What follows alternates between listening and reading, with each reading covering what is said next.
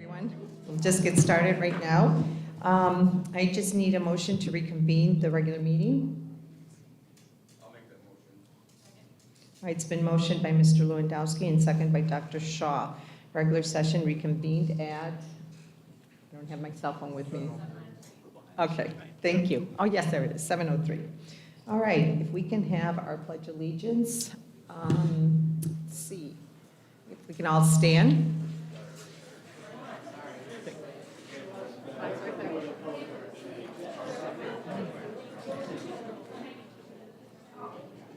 And Mr. Dick Ives, if you can lead us in the pledge. I pledge allegiance To the flag of the United States of America and to the republic for which it stands, one nation, under God, indivisible, with liberty and justice for all. Thank you. At this point, I'm going to pass it over to Dr. Carrie Green, which for the resolutions. Thank you.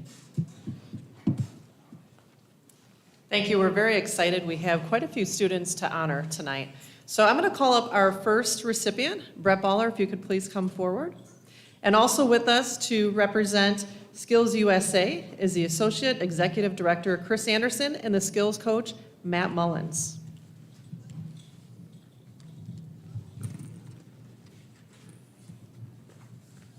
There you go. Do you present that?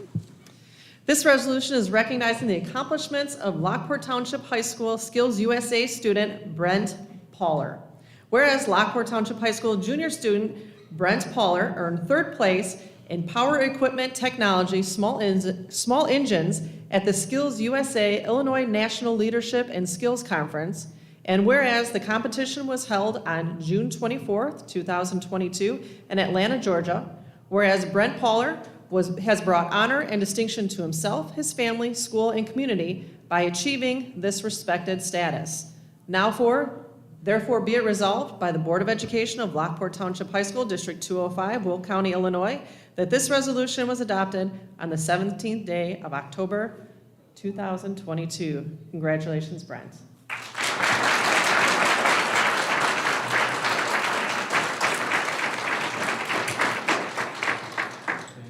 Thank you. Now I have several resolutions recognizing our Eagle Scouts. So if I could have Kenneth Frayne please come forward.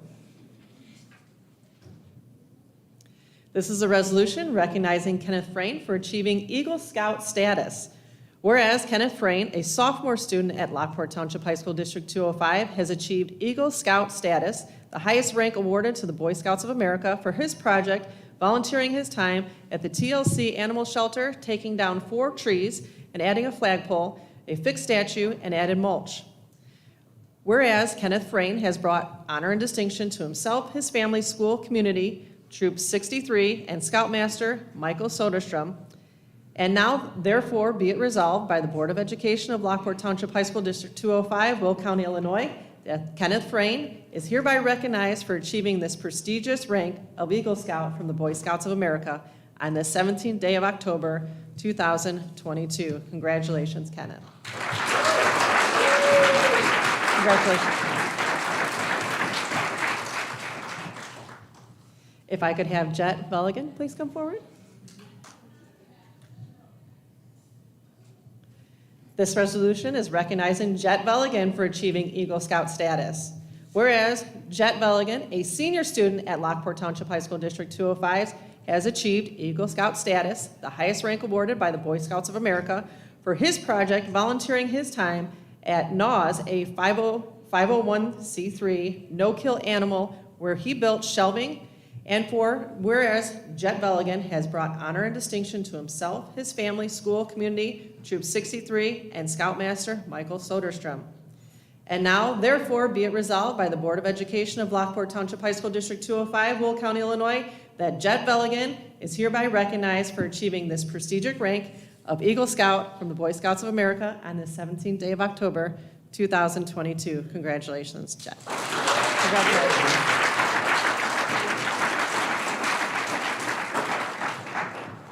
And the recognition now of Ryan Michael Soderstrom, if you could come up. This is a resolution recognizing Ryan Michael Soderstrom for achieving Eagle Scout status. Whereas Ryan Michael Soderstrom, a junior student at Lockport Township High School District 205, has achieved Eagle Scout status, the highest rank awarded by the Boy Scouts of America, for his project volunteering his time at Shady Oaks Camp for people with disabilities, where he organized outdoor games for the campers.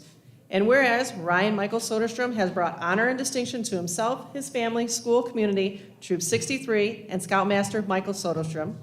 And now, therefore, be it resolved by the Board of Education of Lockport Township High School, District 205, Will County, Illinois, that Ryan Michael Soderstrom is hereby recognized for achieving this prestigious rank of Eagle Scout from the Boy Scouts of America on the 17th day of October, 2022. Congratulations.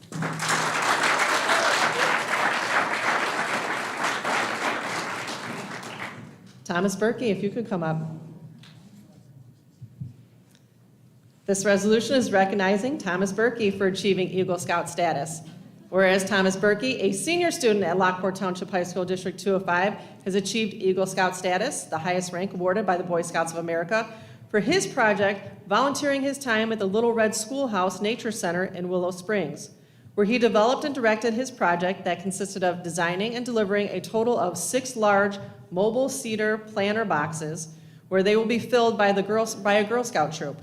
And whereas Thomas Berkey has brought honor and distinction to himself, his family, school, community, Troop 63, and Scoutmaster Michael Soderstrom, and now therefore be it resolved by the Board of Education of Lockport Township High School, District 205, Will County, Illinois, that Thomas Berkey is hereby recognized for achieving this prestigious rank of Eagle Scout from the Boy Scouts of America on this 17th day of October, 2022. Congratulations, Thomas.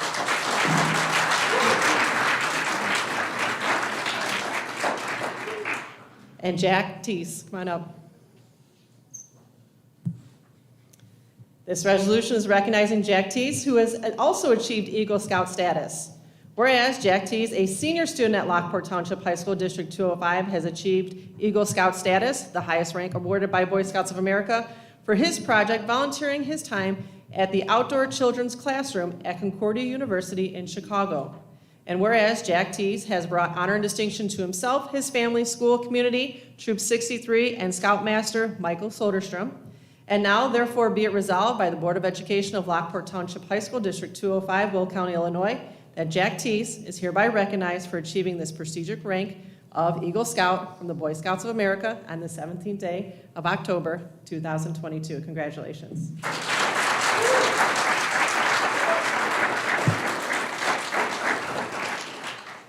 That's pretty spectacular. If we could have one more round of applause for Troop 63.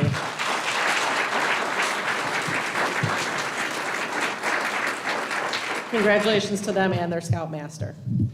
At this time, if we could have all of our National Hispanic Recognition Award recipients please come forward.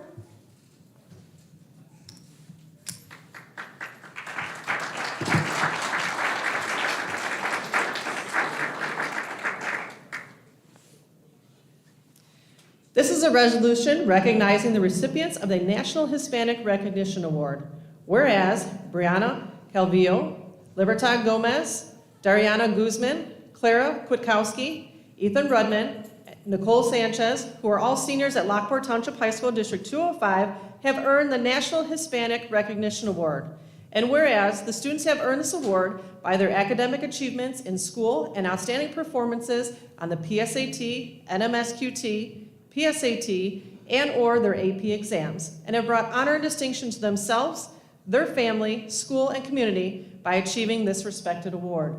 Now, therefore, be it resolved on this 17th day of October, 2022, by the Board of Education of Lockport Township High School, District 205, Will County, Illinois, that Brianna Calvillo, Libertad Gomez, Dariana Guzman, Clara Kwiatkowski, Ethan Rudman, and Nicole Sanchez are hereby recognized for earning the National Hispanic Recognition Award presented by the College Board. Congratulations to all of you.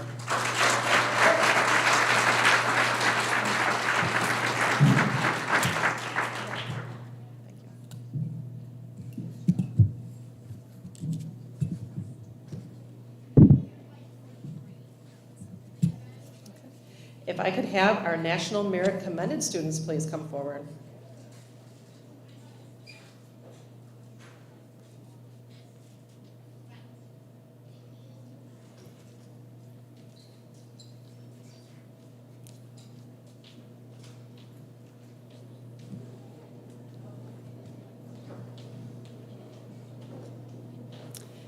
This resolution is recognizing the National Merit Commended students.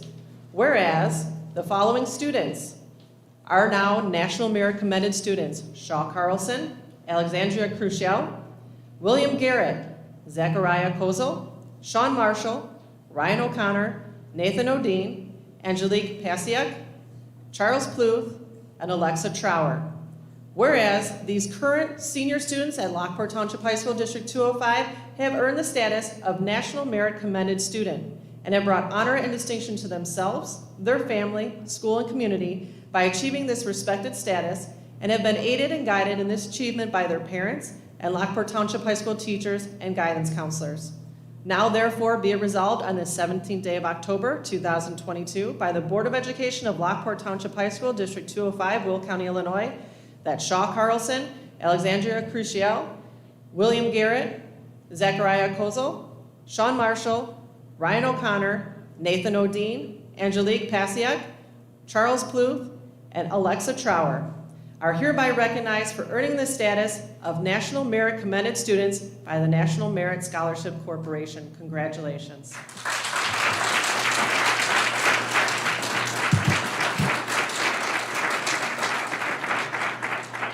Congratulations to all of our students on behalf of the board and on behalf of our administration. Thank you.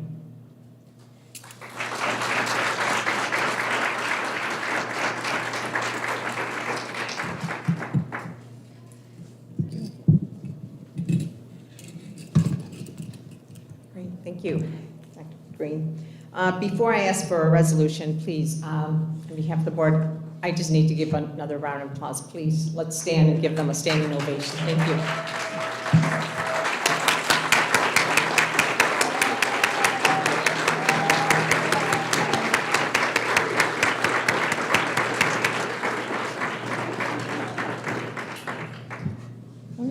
All right, do I have a motion to accept the resolutions as presented? All right, it's been motioned by Mr. Ives and second by Dr. Shaw. All right, on behalf of the Board of Education, I give you my sincerest congratulations to all of you students. You are amazing, and you did so, I mean, you bring so much honor, and like, as Dr. Green mentioned in your resolutions, you bring honor and distinction to Lockport Township High School.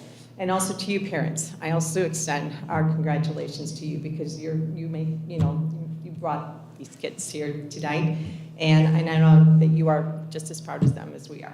All right, thank you. And at this moment, we do have some snacks or refreshments back there, so in case if you would like to join us.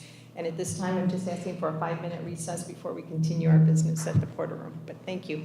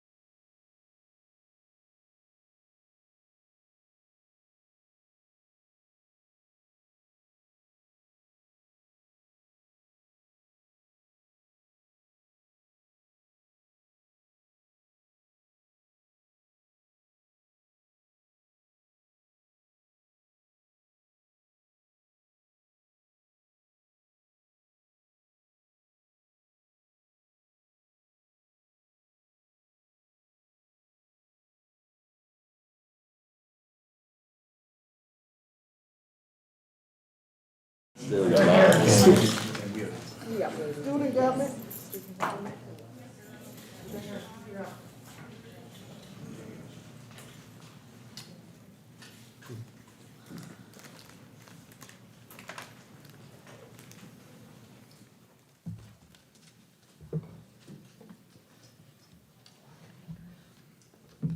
to reintroduce ourselves, my name is Charlie Altman. I'm Anna Andertich. I'm Cece Kane. I'm Kyle Kuhn. So the first thing we want to talk to you guys about is what we got planned. We just had a great homecoming week with a lot of cool spirit days and a lot of great events, and they all were huge successes. So a lot of feedback that we get from students is that there's not a lot going on in the winter. So we're starting to plan some events, and our first is a a spike ball tournament, and we're doing that in November. That was really recommended to us a lot by students, so we're really happy to offer that to them. And through our Instagram page, we put out a poll, and we got almost, was it 80 responses of people saying they'd sign up for that. And that's just people who follow us on Instagram, so we think that's going to be a really big success.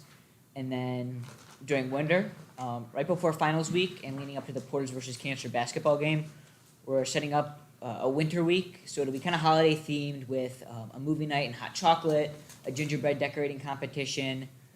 So a lot of stuff going on for that, and then some cool spirit days to keep the students involved, especially when morale gets low during the winter, right towards the end of the semester before finals. Got a lot going on. Kind of take your mind off of that, but still keep it school related and bring up school spirit too.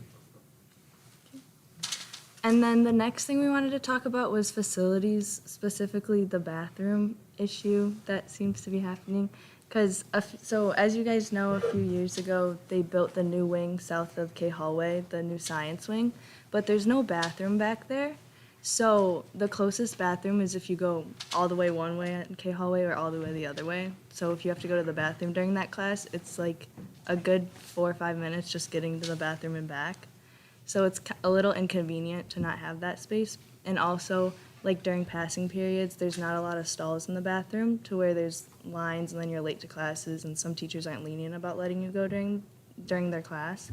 So I think a bathroom in that wing would be very helpful, and also if there even just bathrooms in general around the building or more stalls added to them would be a big help. The next thing we want to talk about was the new program School Links for college applications, especially for seniors when we're going through the process. And there has been a lot of difficulties, as is with all new programs, but I think we're starting to get the hang of it, and it's going to be a really great tool for juniors, especially because they're going to get used to it, they'll have the year to do it, and then we'll understand it more, and teachers will know the program better by then too. Another thing that's nice with School Links is, since we're all seniors, as we're filling out the FAFSA, it's very easy to go in and put it into School Links that we filled it out, because it's a graduation requirement now. So once you get an email that your FAFSA was officially filed and completed, all you have to do is go to School Links, go to financial, and then it's right there, and you just put a screenshot in, and that's done. So that's really helpful. And then the last thing we want to talk about was lunches, and say how appreciative we are of going back to the old lunches, because they're a lot better than last year's. Personally, Wing Thursdays are my favorite, but yeah. And then, with Compass, something that's new, it's, we really like it. We're really using the responsive schedule a lot. I see students using that all the time coming in my home port, or when I go to other teachers' classes, there's always other people in there, and the teachers are always great with making sure they know what their students are there for, and getting them the help that they specifically need for what they're kind of struggling with. And then maybe once or twice every month, there's a home port day. So everyone has a home port class. So if you're not going to another teacher that you have, this is the classroom you just default to go to. And a lot of times that we have these home port days, everyone's required to report to that classroom, and there's a lesson that goes on. I know a lot of times students aren't really engaged with those lessons. Sometimes teachers don't post them. Sometimes they're on, but kids aren't paying attention because they have homework to do, a test to study for, and a lot of times these home port days do kind of restrain students when they need to go to a teacher to study for a test they have in the next couple periods, and they can't do that because we have a home court day, and what was last week's? I think it was an SEL day, so something that we do every Wednesday in gym class. So it was kind of redundant with that as well. But I think that was kind of the general sentiment. Were there any other questions? How was the homecoming dance? It was Super really fun. It was a lot. Pictures look great. Yeah, Boom always does a really good job with like music and They do. the people they bring out. So yeah, it was a really fun time. It seemed very well attended, and they stayed longer than in past years. The students tend to start leaking out, but it looked like a great event, so I'm glad I you agree. concur.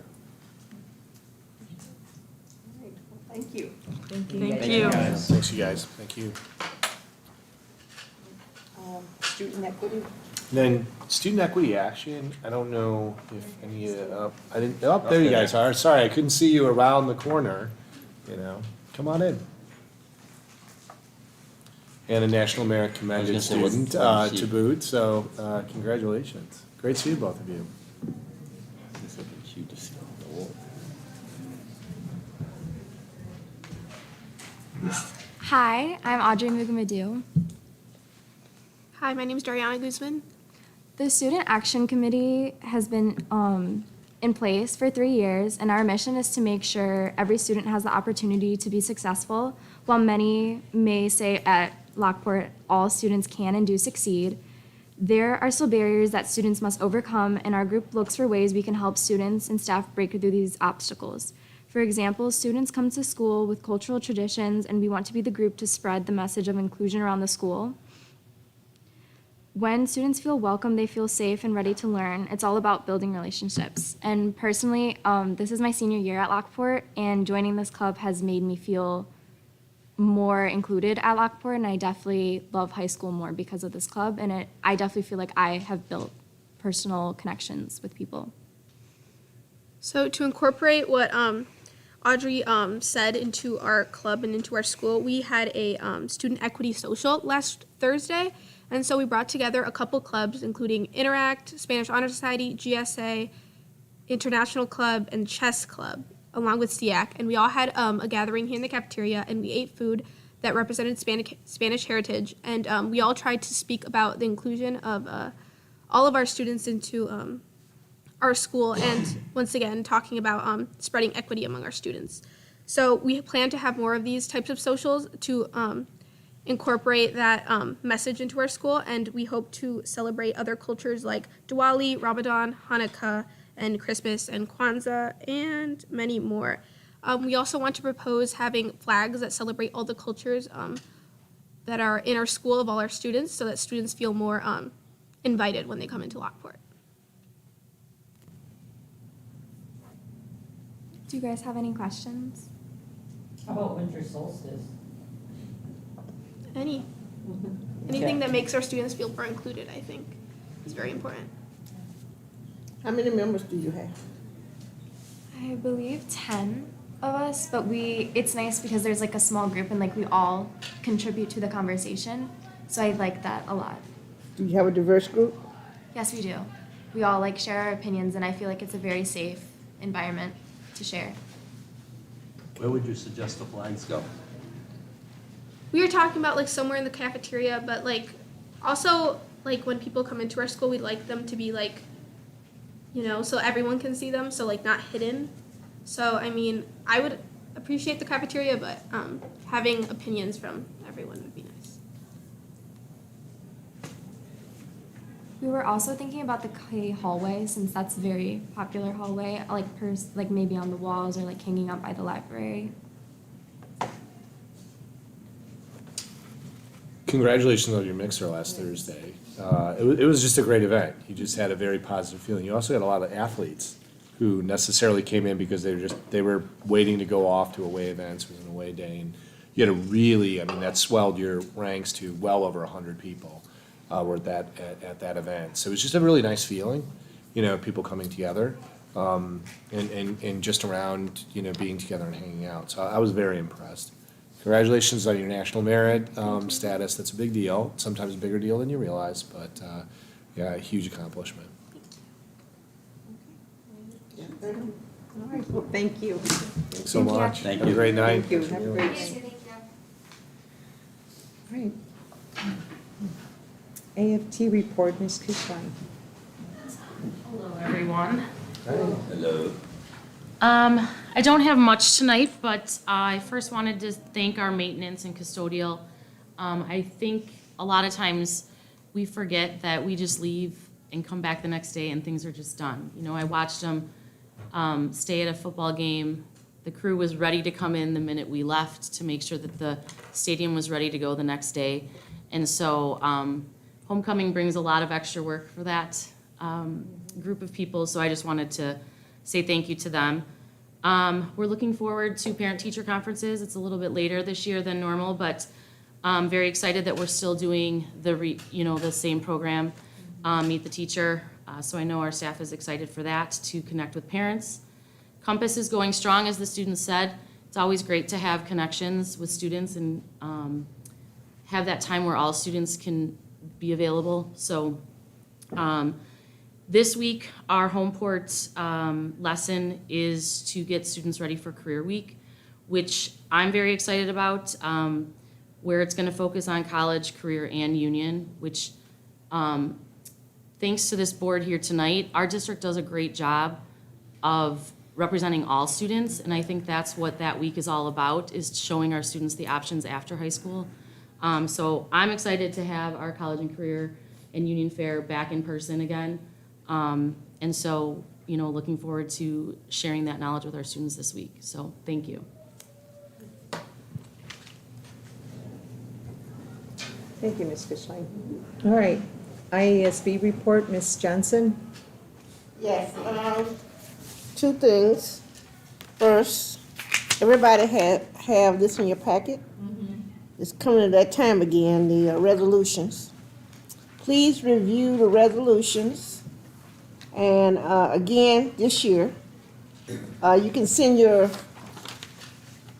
supporter opposed to Kathy, and she'll get them to me, or you can send them to me, however you want to do it. And I can tell you. It's only 8 this year, so it's not bad. So, that last one, Dr. McBride, is that a current position statement, deletions and amendments? The amended existing resolutions?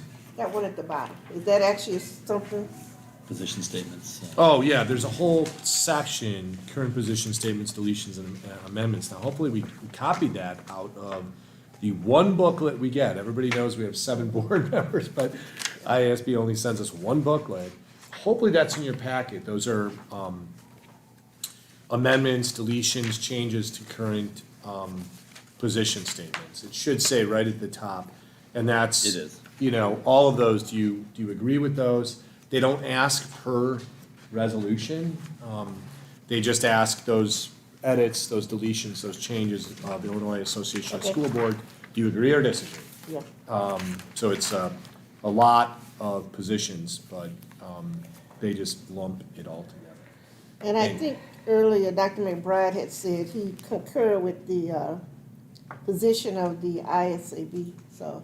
But if you do not, let me know. Either way. Yeah, there's far fewer, and then just to support what Mrs. Johnson is our delegate at the Triple I Conference, on the Saturday of the Triple I Conference, she'll represent our board at that delegate assembly. We will not meet again, our next board meeting is after that conference, so we won't see each other after the conference. And I don't know with your copy if there's any questions on any of the resolutions that your association is thinking of adopting, that I can answer for you tonight, or if just reading through. But like Mrs. Johnson said, I would encourage you to follow what your association is supporting. They recommend adopt or reject. And I think those would be the exact recommendations that I would make. Your association is recommends some to be adopted and is rejecting some others. Okay. End of this month, I think it's the 27th. We having the Three Rivers Dinner. So I don't know if it's still time to sign up, but it should be, usually it's a good program. It's at Prairie Bluff Golf Course. So talk to Kathy and she'll let you know.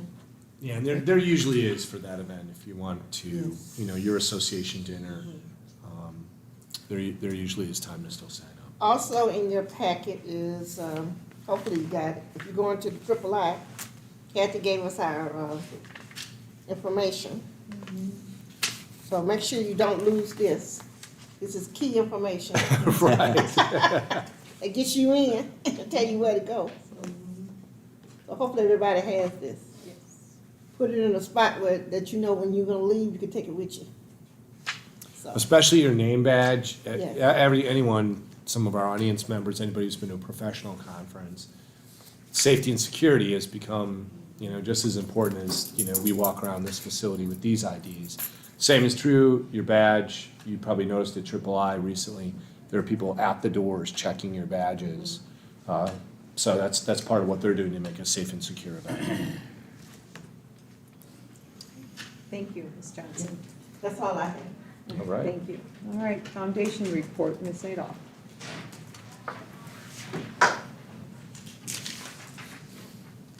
Good evening.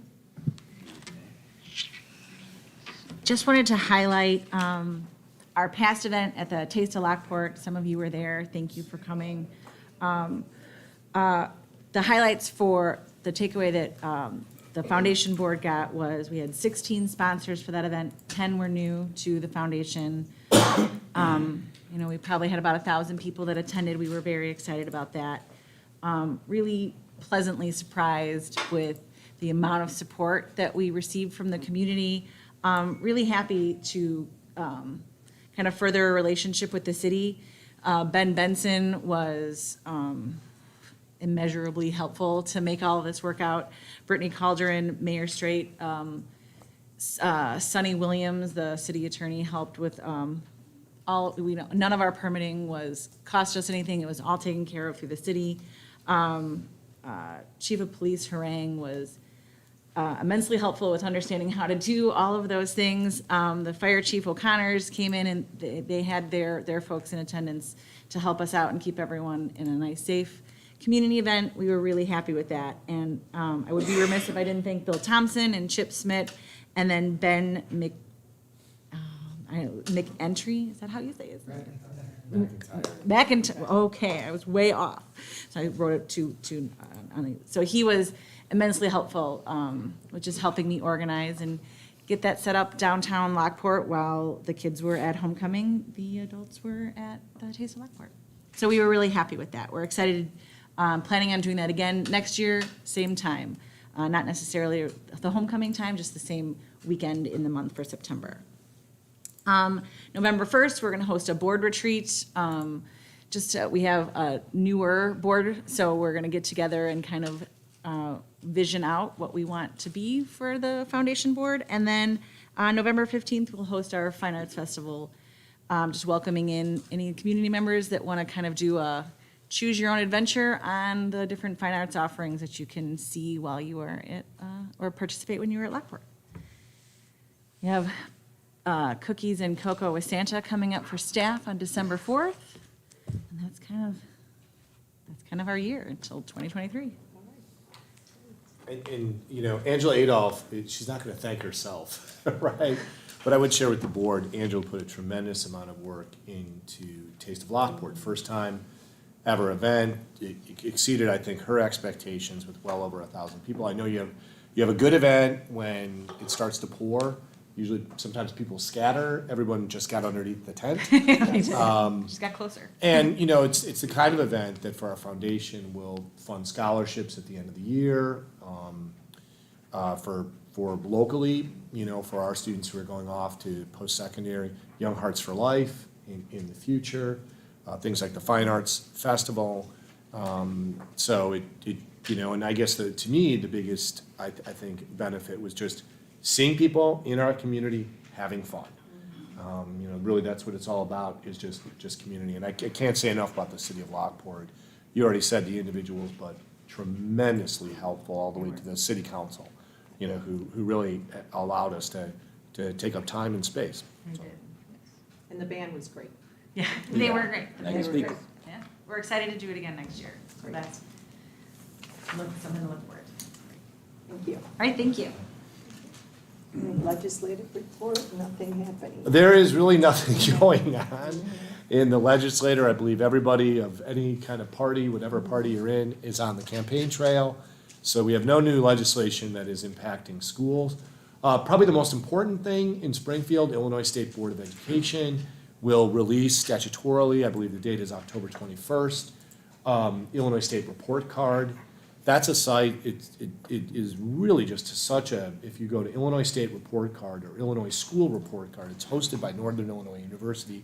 It's an excellent, excellent site for information on every school in the state. That'll be released. There have been a few bumps this year, a few metrics that some of us in school districts have disagreed with, argued with. We have a preview of the data, and we feel there are some things that they did not get right. They found some mistakes in their attendance reporting and gave us last week 48 hours to go back into the system and check their work, check our work. Not really enough time to do that kind of major work. Some other areas like the College and Career Index, we disagree with some of their calculations, but overall, I just think it's an important thing that they do, and Northern Illinois just does a great job putting that school report card out there. So that comes at the end of the month. And that's a statutory obligation that they have through school code. So this is the last time that's gonna be blanked? That what's gonna be blank? The legislative report, we expect to have a huge legislative report next month. I don't know. The legislator might be It's been blanked exhausted for like the last 3 because months. the 2020, the calendar year 2021 probably produced the most school legislation that I've at least seen in 34 years. And you know about that because you spent, I'm not sure how much time on Press 108 and Press 109. That was all of that policy work to catch up to statutory and legislative changes. So we will see. We'll see. Spent like an hour and a half. Yeah, I probably wouldn't see any new legislation, Mr. Navarra, in the cycle until the legislature gets back in session, probably January, February. That's where you'll start seeing committees and things moving to committees and inaugurations and all those kind of things usually lever that. All right, thank you. All right, public comments. At each regular open meeting, members of the public and district employees may address the school board during the public comments section of the agenda. Individuals appearing before the board are expected to be respectfully follow the guidelines of Policy 2:230 and Policy 8:30, available upon sign-in. Public comments are important to the board. However, it is customary not to respond on issues until time has been taken to gather information and discuss all options. A lack of action or response does not imply lack of interest in the issues brought to the board. Let me see, we have a few. We have a Mr. Charles Hofer.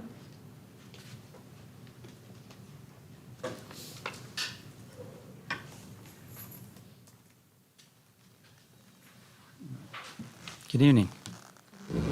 Can you guys hear me? Okay.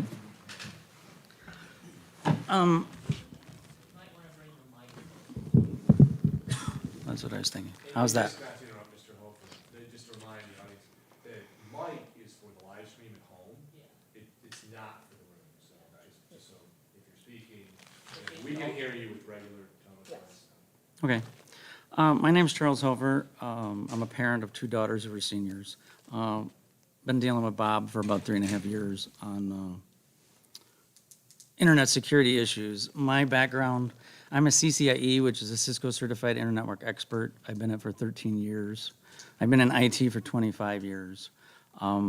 Before that, my first life was, I was in broadcasting, and I worked on television transmitters, microwave, and satellite uplink trucks, and the live trucks during that time. What I'd like to talk about is the cell tower that's going up. First off, it's not going to help with any school internet outages.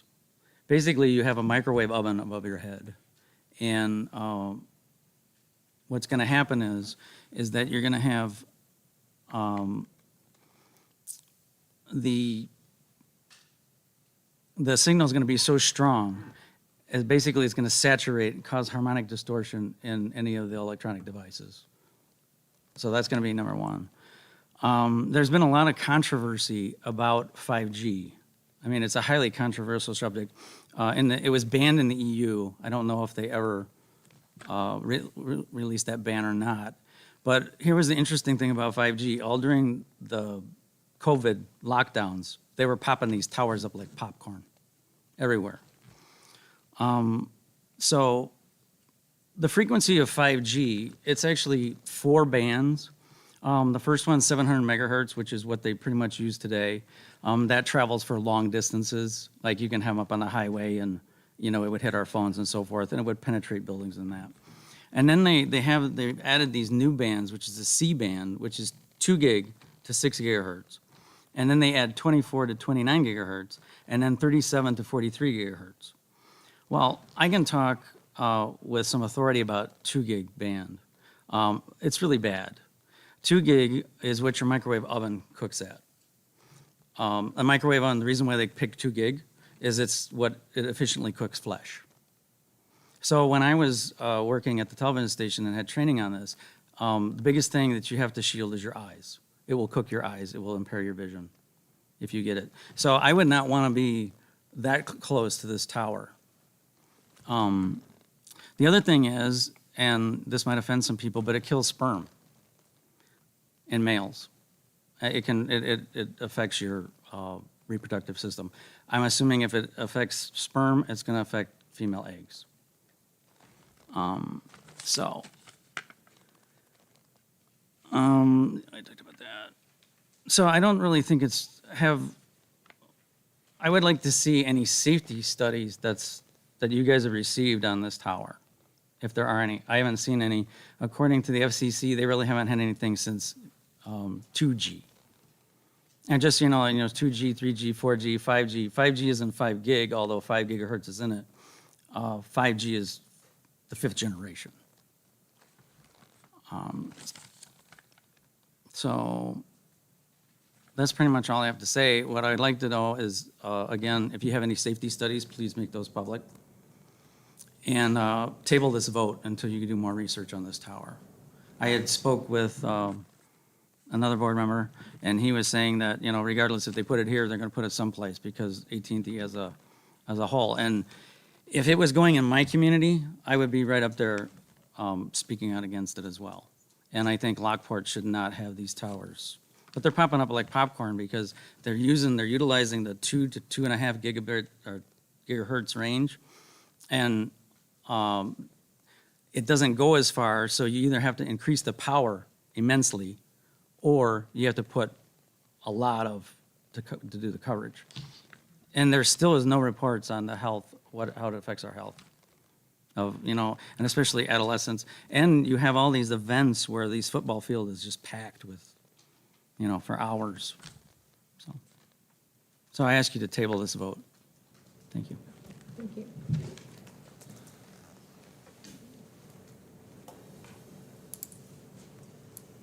Next, we have a Miss Leah Kepner.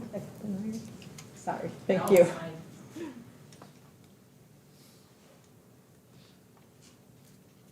Bear with me, I wrote because I go on a tangent if I don't have written notes. Good evening, board members and senior administration. My name is Layla Kapmeyer, and I'm a resident of Homer Glen. I currently do not have students in this school, but future will. I am here to urge the board members to vote no on the 5G tower installation. I hope that the board members will realize that they are here for the safety and security of our students and staff. Please take that in consideration when voting. With that being said, I want to share some information with board members and the admin. Are you aware that Senator Hastings, whose campaign is funded by the telecommunication, passed the 5G cell tower, small communication tower, under boxing law at 1 o'clock in the morning? Is that how safe these 5G towers are? Are you also aware that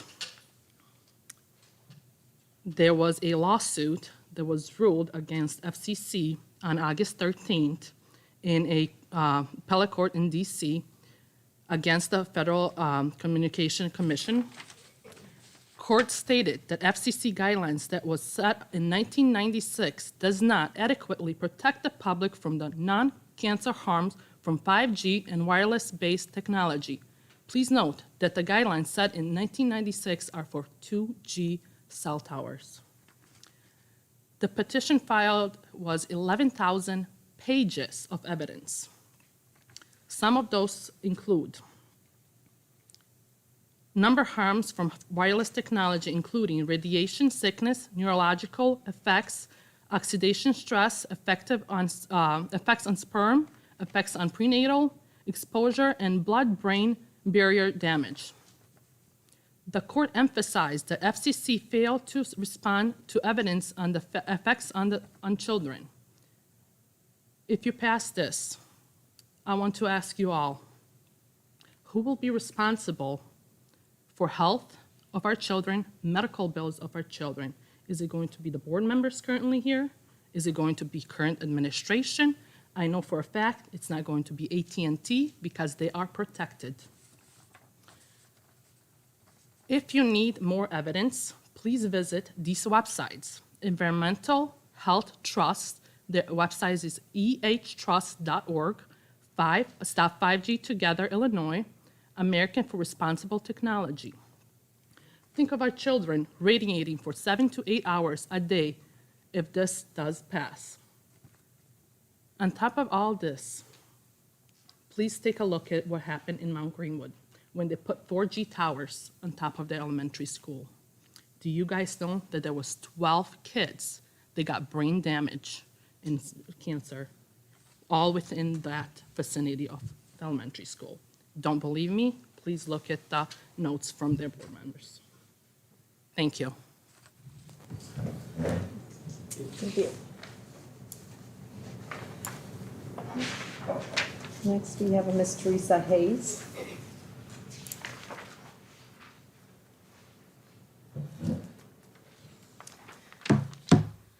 Hello, my name is Teresa Tammy Hayes, as most people know me. I'm here also to talk about the 5G towers. If you have not voted on this yet, and you're going to vote on it, I'm going to ask the same questions. Where are the safety studies for this?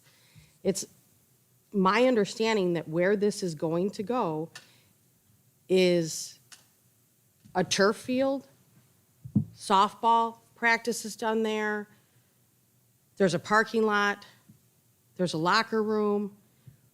When you look at the fiscal responsibility of school boards, really and truly, what are we gaining from this? Like she just said, some kids, especially sports kids, they're here for 10 hours a day sometimes. Do we have, it's my understanding the very first 5G tower went up in 2019. Where are the studies? Where's the long-term health studies on adults, adolescents, older people? There isn't any. It hasn't been around long enough. We should not be allowing Lockport to use the kids that are currently here and that are going to come in the future as guinea pigs for a 5G tower. Are you 100% sure without any fail that AT&T is actually going to be able to fill their hole? Or is it going to be, well, the tower's up, but it's not exactly doing what we thought it was going to be doing? Where's their impact study that it absolutely is going to fill the hole that you say that you have? And then if the 5G is then touching everything from their Chromebooks to their cell phones, what kind of protection do we have of these kids? Who's listening to what? What are they being able to see? There's too many questions. I encourage you greatly to vote no on this 5G tower. The cost that you're going to get is not enough to risk, like she said, children that are not yours. You're not going to be the one going from doctor to specialist to test to this to try to figure out and explain what's going on with your kid that you may or may not know could be directed by this. So please, I encourage all of you to vote no on this 5G. This is not worth the money. Thank you. Thank you. Next, we have a Mr. Ryan Johnson.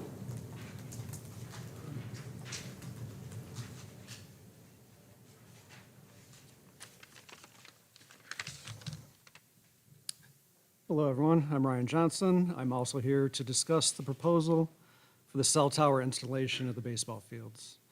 As everyone's already mentioned, there are huge potential health impacts of 5G towers that are just beginning to unfold. A recent study presented to the European Parliament last year used over 950 research papers showing positive associations between exposure to radio frequency radiation and cancers, tumors of the brain, fertility issues, and developmental defects. Many of these research papers showed higher exposure to this RF in buildings located close to cell towers and antennas. Other people have reported headaches, nausea, and hair loss after 5G cell towers have been installed. So many recent conclusions recommend that these antennas should be as far as possible from the general public and also in very high elevation locations. But what can people do? I mean, first, if you have a 5G phone, you can actually turn off 5G in the data settings and go back to 4G LTE. I'm sure most people have seen that 5G isn't really that much faster than 4G. And second, we can reject proposals like this to put 5G cell towers in populated areas, especially here, where your student athletes practice and also a large residential area around it. Now, some of you are going to say that these findings aren't conclusive or I'm just babbling nonsense, but what if? What if all or even some of what I'm saying is true? I mean, none of this is new. It's been known for quite some time that cellular radiation of all kinds is dangerous to people and animals, which is why last year, as people have mentioned already, the DC Court of Appeals, they ruled in favor of a petition filed against the FCC last year, saying that the FCC has not done nearly enough to address the growing body of evidence linking these radio frequencies and electromagnetic frequencies to negative health impacts. So what are you gaining from this? What's in it for LTHS? What is so worth the risk to do this? $36,000 a year. $36,000 per year, that's pennies. Will County has one of the highest property tax rates in the country, with a large portion of that going to schools. Your revenue in the 2022 budget is $67.5 million, and you're concerned with $36,000 per year with these potential health risks. Your proposal indicates you're also doing this for the good of the community, that since most people no longer have landlines, that reliable cellular service is that much more important. I don't think anyone in the Chicagoland area has had sketchy cell service since about 2005. 4G LTE is more than enough for anyone, and we've been scammed to believe that 5G is necessary or safe. And again, why? For marginally faster TikTok downloads? Fortunately, this would still have to pass the city of Lockport, even if this board goes through with this. I just know that if I lived over by Garfield Avenue, I would have a huge problem with this. And hopefully we would see backlash from those residents before that even happened. I hope it doesn't come to that, and that this board makes the right decision and says no to this proposal. Thank you.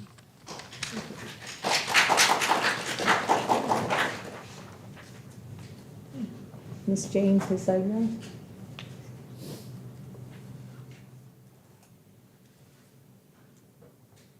Well, I hate to break the continuity of this, but I'm not here to talk about the 5G towers. My name is Jane Pasalia. I'm a past president and a current member of the Lockport Women's Club, so you know that my support of the school is very positive. I called Anna, who's also a Women's Club member, and asked her a question that my husband pitched to me, and she didn't have an immediate answer and invited me to come and ask. I understand now that I'm not going to get the answer, but I'm going to ask it anyhow. My days of being interested in working with the school board are years ago in Cook County, but my husband, Bill Pasalia, has become very much more interested very recently. And he's kind of giving me some statistics that disturb him about the school, and I don't actually have an answer for him. So I'm doing my homework. We've been married a long time. We don't always agree on our statistics, so I wanted to check it out. It does say in a high school review site online that Lockport's proficiency in math and reading language arts is below 40%. That disturbs my husband, and it's kind of disturbing to me too, when I think 40% of our students perform at or above state standards for proficiency says to me that 60% of them don't. But I know there's a lot of ways to deal with those kinds of statistics, so I would like to know why that is. I did my homework and tried to compare our school on those kinds of sites with other schools with a similar demographic in this area. And I found even ones that I thought were comparing apples to apples. Lincoln Way, nearby schools, had scores that were quite a bit better. And even though our school has a very high graduation rate and there seems to be improvement, that math and basic reading and language proficiency seems to have gone down in the last 10 years. I know that I've just learned tonight that you don't necessarily have to answer this question for me tonight, but I would like to I wanted to make other board members aware of that and direct me to someone who will sit down with me and answer those questions so I can answer my husband. Thanks.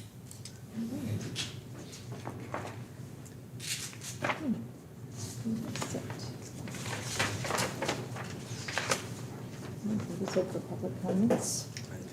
All right, communications. Oh, I'm sorry. We received a thank you card from Anna Mudrock and Brian Covey for the constant support the board provides to the arts and music program at LTHS. Okay, well, thank you. All right, as you can see, we only had one Freedom of Information request. Moving on to our approval items. Minutes. Do I have a motion to approve the minutes from the September 19, 2022 regular Board of Education meeting minutes? So moved. I can second that. All right. It's been motioned by Dr. Straw and second by Ms. Lopez Caniva. Are there any additions or corrections to those minutes? All right. Roll call. Lewandowski, Abstain. Johnson, Yes. Shaw, Yes. Navarro, Yes. Ives, Abstain? Lopez Caniva. Yes. All right. Do I have a motion to approve the October 2022 board member expenses? I can second that. All right. It's been motioned by Ms. Johnson, second by Ms. Lopez Caniva. Are there any questions to those board member expenses? Hearing none, roll call. Navarro, Yes. Lewandowski, Yes. Ives, Yes. Johnson, Yes. Shaw, Yes. Lopez Caniva. Yes. All right, next we're having Ms. Stephanie Coy. An update on.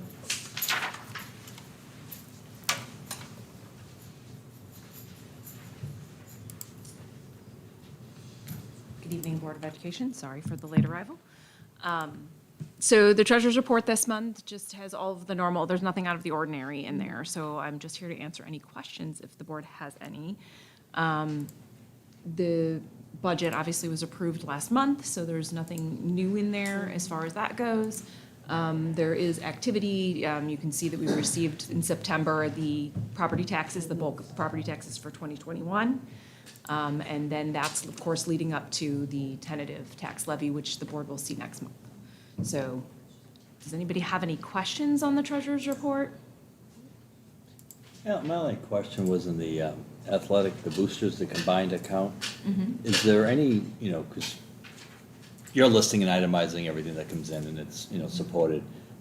Does it ever get reconciled with the individual organizations so they're agreeing that the funds that we have in totality is what they've put into it? Is that ever done or? Yeah, so yes. Just a clarification on what you're seeing here in the student activity account and the athletic booster account that's listed here. It was the booster account that I was. Yeah, the booster account is really trust accounts, what we're showing here. Mhm. Although in the detail, there is one line item for the new unified boosters Yeah. that we're starting up. Once that is officially a 501c3, that funds that's for that particular piece will actually go to them. They'll flip that over? Yes, that Okay. will go to them. That was my next question, with the unified, it hasn't happened yet. No, because Okay. they're still filing paperwork and Okay. working on that. But to get it going, we're housing the one piece, which will go Yeah. to them, and that's part of the listing for that. But all of the other pieces in there are trust accounts, which are slightly different than boosters, because those things were the result of fundraising by the teams individually here. Sure. Some camp funds as well, if they didn't spend all the camp funds, so that it goes right back into the program. But they do, those coaches and the athletic director review all those balances, so they are aware of what they Okay. have. Thanks for clarifying. Any other questions? Any questions about the fund transfers for Interfund East Campus, that is the auditorium project, and then roofing repairs that we're preparing? Part of your strategy is sort of reinvest balances back into the buildings.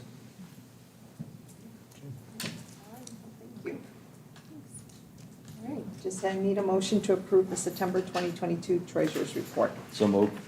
Second. It's been motioned by Mr. Ives and second by Dr. Shaw. Roll call. Ives, Yes. Johnson, Yes. Lewandowski. Yes. Shaw, Yes. Navarro, Yes. Lopez Caniva. Yes. All right, moving on to our superintendent report. All right. I would say, it's not just because I'm a reformed English teacher, that this is probably the most important presentation. We had an earlier public comment. This is where we annually review student performance from last year. This is the 2021-2022 school year. There will be one metric that the National Clearinghouse, that is actually the class of 2021, only because that metric comes in now. So we have 100 pages of data. The intention is not to start on page 1 and then on page 100.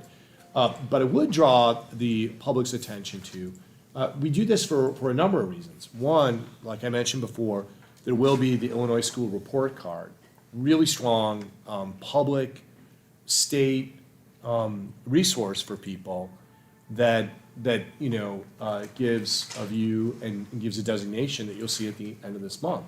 That is if anybody says, should I go online anywhere, I would encourage folks to go online to the Illinois State Report Card, Illinois School Report Card. The other thing is that we publish this for the public as part of this board agenda, so that it's downloadable, it's accessible. Anyone who wants to look at all 100 pages can. It's an archive. Before I start this presentation, I want to make sure everybody's okay. You all know that this takes some time. But I do want to make a couple of important mentions. One, it is National Principals Month. And I will still say the toughest job in America is being a high school principal. Dr. Greenan is at his state conference. Dr. Green is here. Dr. Webb-Ray is here. The assistant principal, Mr. Bartley, is at a conference, as is Trish Sermon. But can we just give a big round of applause to these? I'd ask the board, tough job. I did that for 14 years, so I know what this seat is. And it's also National Bus Driver Appreciation Week. And you have done so much to appreciate our bus drivers. We have added and added and added to our ranks. So much like you mentioned, Mr. Ives, we were fully staffed at the beginning of the school year. We're back up to full staffing with our bus drivers. Our bus drivers are the first and last people that many of our students see every single day.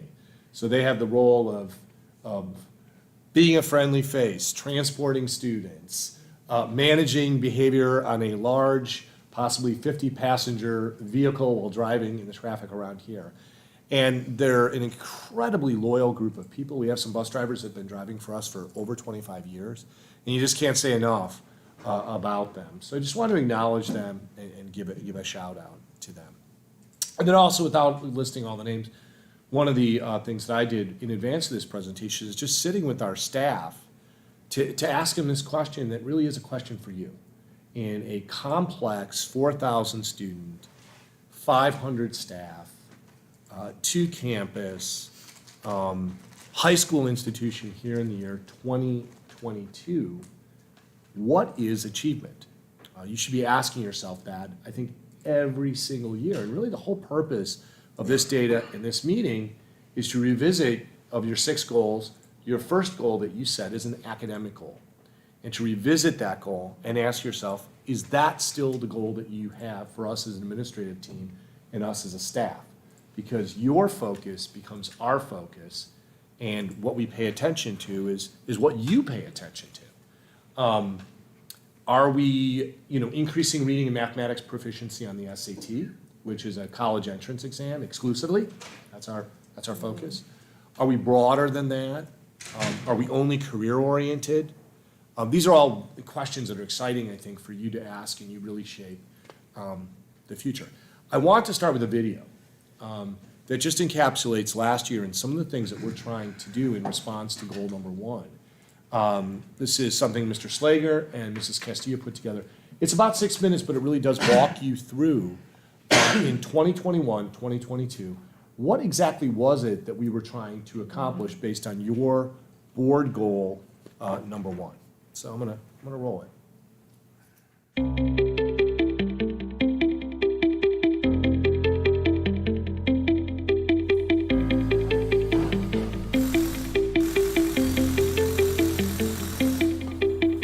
All Lockport Township High School students will graduate with college credit, military service, industry credential, or viable employment history by 2025.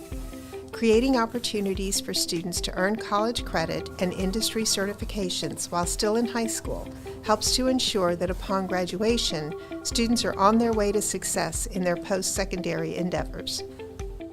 I think being a 16-year-old, the biggest problem is finding that career pathway and making sure that you're set on it. What I personally liked is having the career week and just having all of those examples be put right in front of you. Definitely you are more influenced by people that were in your shoes, and having them come into our school and talk to us about some things that could help us because we're experiencing what they experienced will also help in the long run too.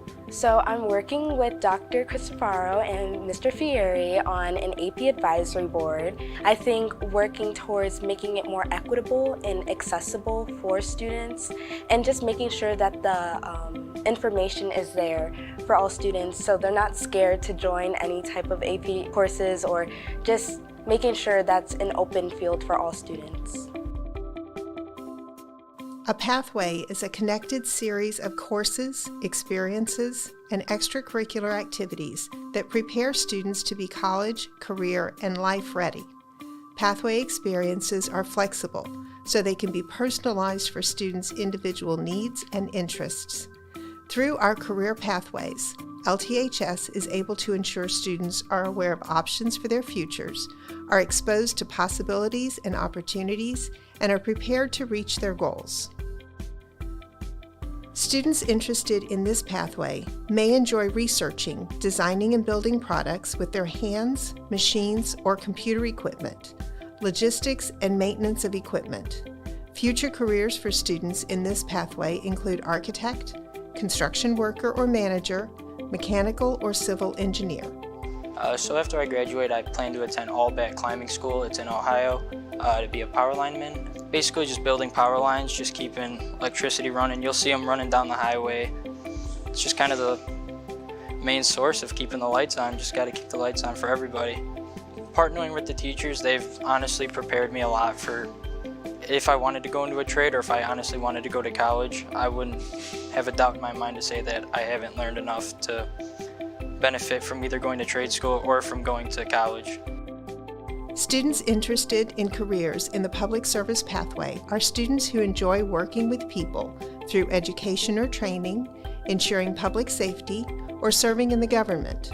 Careers in the pathway include counseling, public administration, police officer, teacher, or fitness trainer. Students interested in this pathway enjoy organizing, budgeting, finance, and promoting and selling products. Careers in this pathway include banking, sales, business, human resources, and management. So when I was younger, my parents got me a little purse full of a blow dryer and like flat iron and stuff. So ever since I was really young, I've been doing people's hair. So after school, I'm gonna go to Paul Mitchell. I'm gonna start in September. I'm gonna do the 1,600 hours. So you do the hair and then you learn an extra makeup program. I feel the most proud of being able to have, keep my good grades. I have almost straight A's and I can still work and do what I wanna do. And also be able to already be set in the field because I am working at a salon. So it's really nice to say that I'm set for my future, but also I'm good now where I am. Students interested in applying science to help keep people and animals healthy, research and design solutions, or utilize natural resources will find interest in the health, environment, and sciences pathway. Careers include medical or veterinary fields, scientific and medical research, arborist, or farmer. I'm attending Syracuse University in the fall, and I'm going to be double majoring in environmental policy and environmental engineering. I've been a vegetarian my whole life, so I've kind of always been it was like a religious thing at first, but then it became a personal choice when I realized climate change and the impacts the meat industry has. But even outside of just being a vegetarian, I've always really liked animals and the environment, and climate change is a big problem. So I wanted to help fix that in the future. Students interested in computers, technology, and electronics may enjoy this pathway.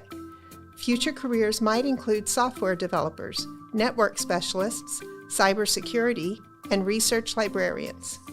The thing I like most about being in tech, there's a lot of things. The experiences, the connections I have with most of the teachers now.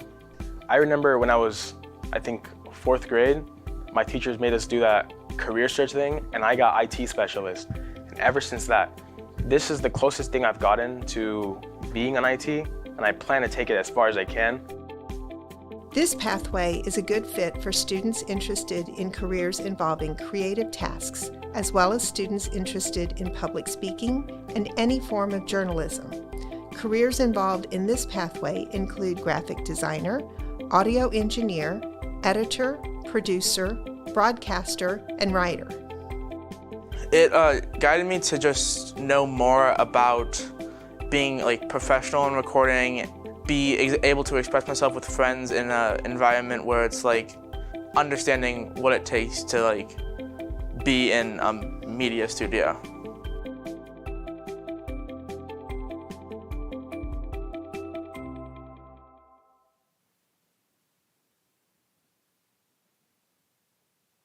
The work that we're doing on board goal number 1. Do you guys know the Grammarly? Well, I'm not sure what that is. Oh, it's YouTube. Close that window, my apologies. Gives you just an idea of what we're doing on board goal number 1, and a good sense of what we're doing in terms of effort, where our efforts are going, the direction that they're heading.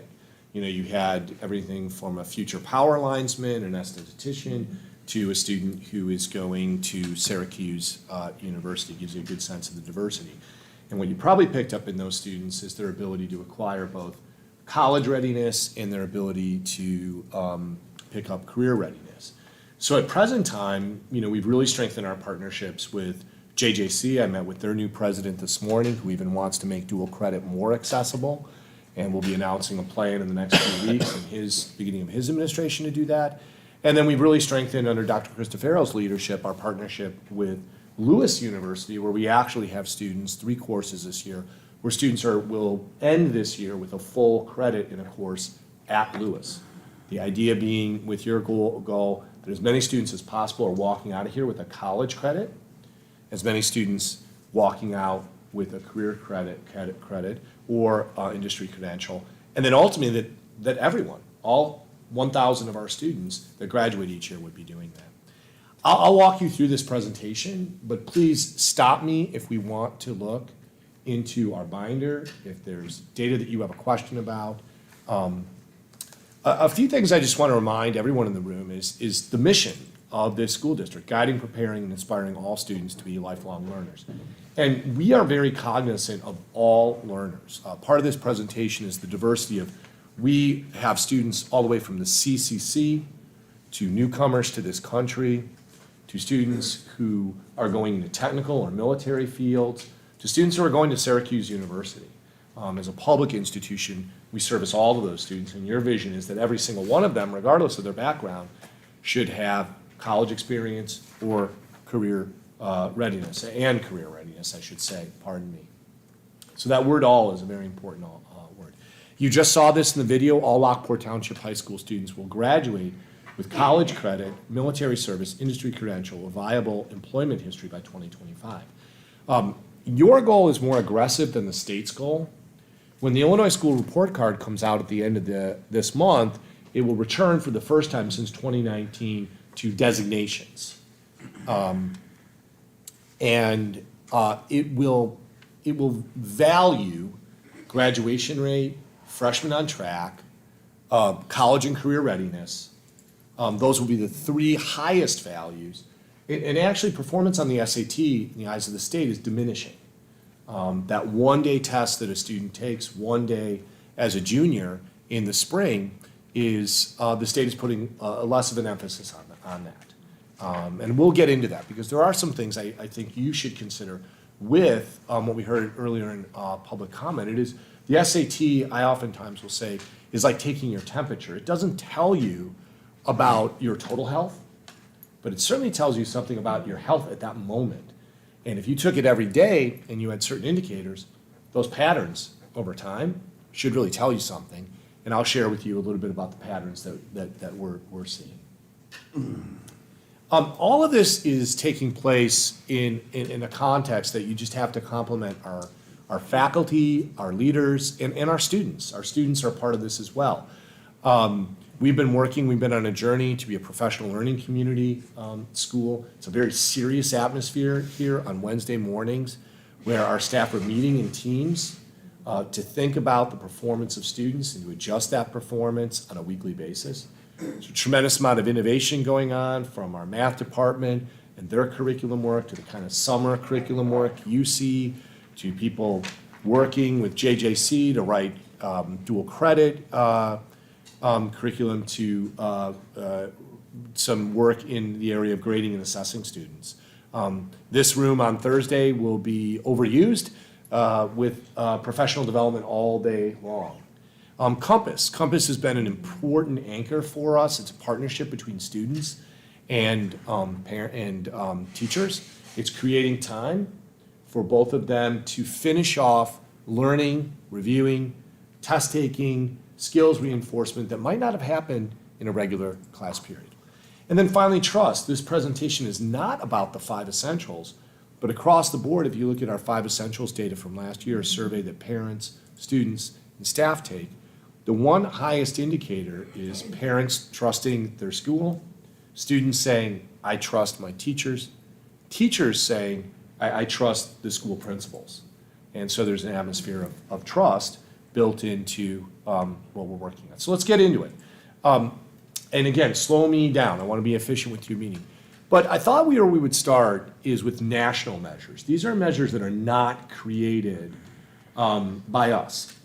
The National Clearinghouse is something you've contracted with that tracks our students 12 months and 16 months after graduation. What's happening with students who are going to a 2-year or a 4-year college.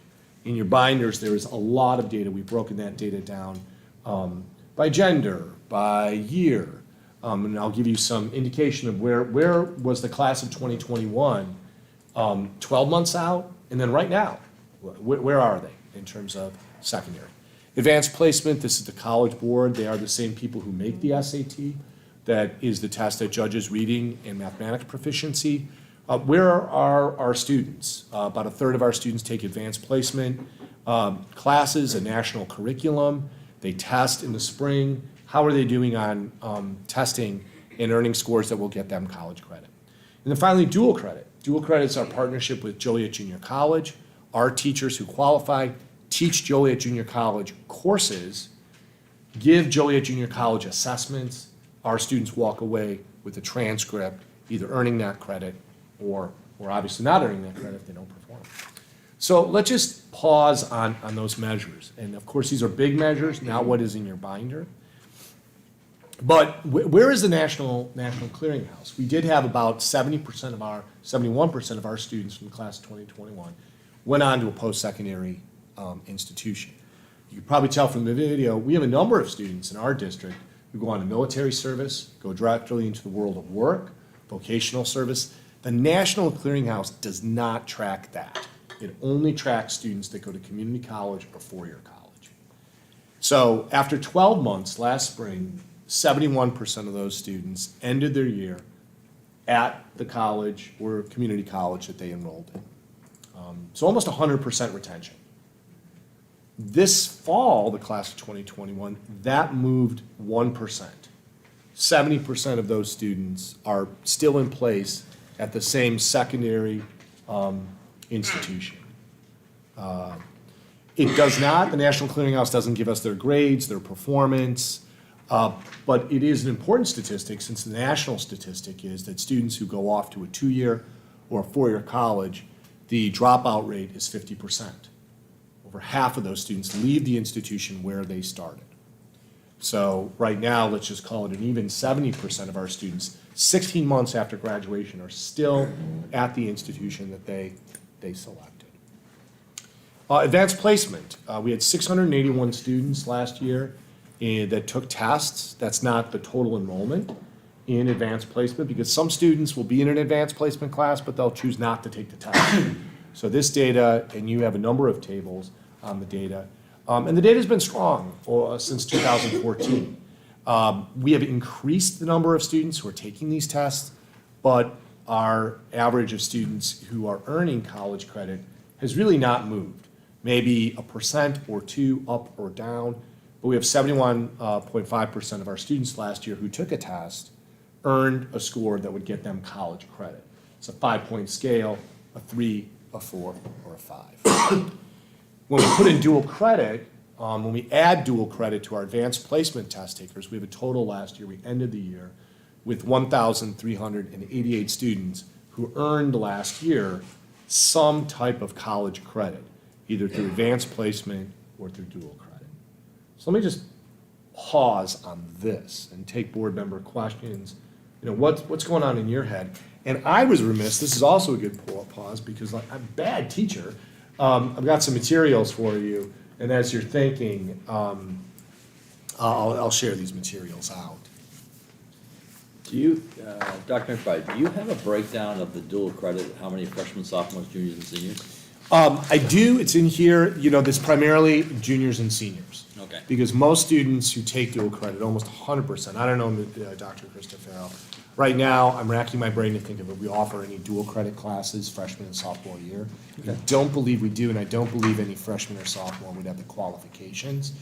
There is, to take dual credit, you don't necessarily have to apply to JJC, but you have to make certain qualifications. Okay. We do have advanced placement classes at the freshman and sophomore year. Yeah, that's what. Things like advanced placement, computer science, computer principles, advanced placement human geography, advanced placement in American history. Okay. Just to let you know, 2 top sheets that are in here. One is a new cover sheet. We had an error on the cover sheet, and then we had a slight error on your graduation rate sheet. So if you have a new cover sheet, we had the wrong title for Dr. Huntington, and then page 9 is a replacement page. So this is really a focus on your independent indicators outside of us and on earning the first part of your gold college credit. What I would direct your attention to, I met with one of the many teachers I met with to talk about achievement was a gentleman named Bob Champlin. And if you take a look, there is we're not going to take this. I'm sure there are some people in our audience that could do this. But Bob was making the argument along the lines of your goal to expand advanced placement. And then these are problems that Bob uses that are off of advanced placement tests in physics. Bob teaches physics. And we teach physics A, B, and C the most difficult course. These are very challenging questions. You said that these were sample? These are samples from Physics C, the types of force and momentum questions that our students would encounter. I can't help but notice that none of these questions have actual numbers on them. They don't, right? Cylinder and mass M and radius of R. How am I supposed to find the radius of something if it doesn't even tell me like 12? But yeah, it's. That's a good question. This is the actual AP question, right? Wait, this is actual, not sample? This is not sample. These are practice advanced placement questions from the College Board. But I wanted to give this to you to see the type of questions that our students are in math, science, are encountering when they get to something like the advanced placement test. Very high level, very rigorous. Here in physics, very difficult. Physics is representative, but 100% of Mr. Champlin, and I think if we broke it out by teacher, and you're hesitant to do that, because in different years you have different skills, but 100% of his students met the bar of 3, 4, or 5 on this kind of material.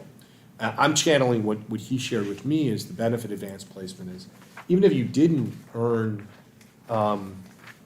college credit, participation in the class, participation in the test, goes right to what Mr. Navarro noted. It takes a strong reading, math, science background to make an inference out of material and calculations like this.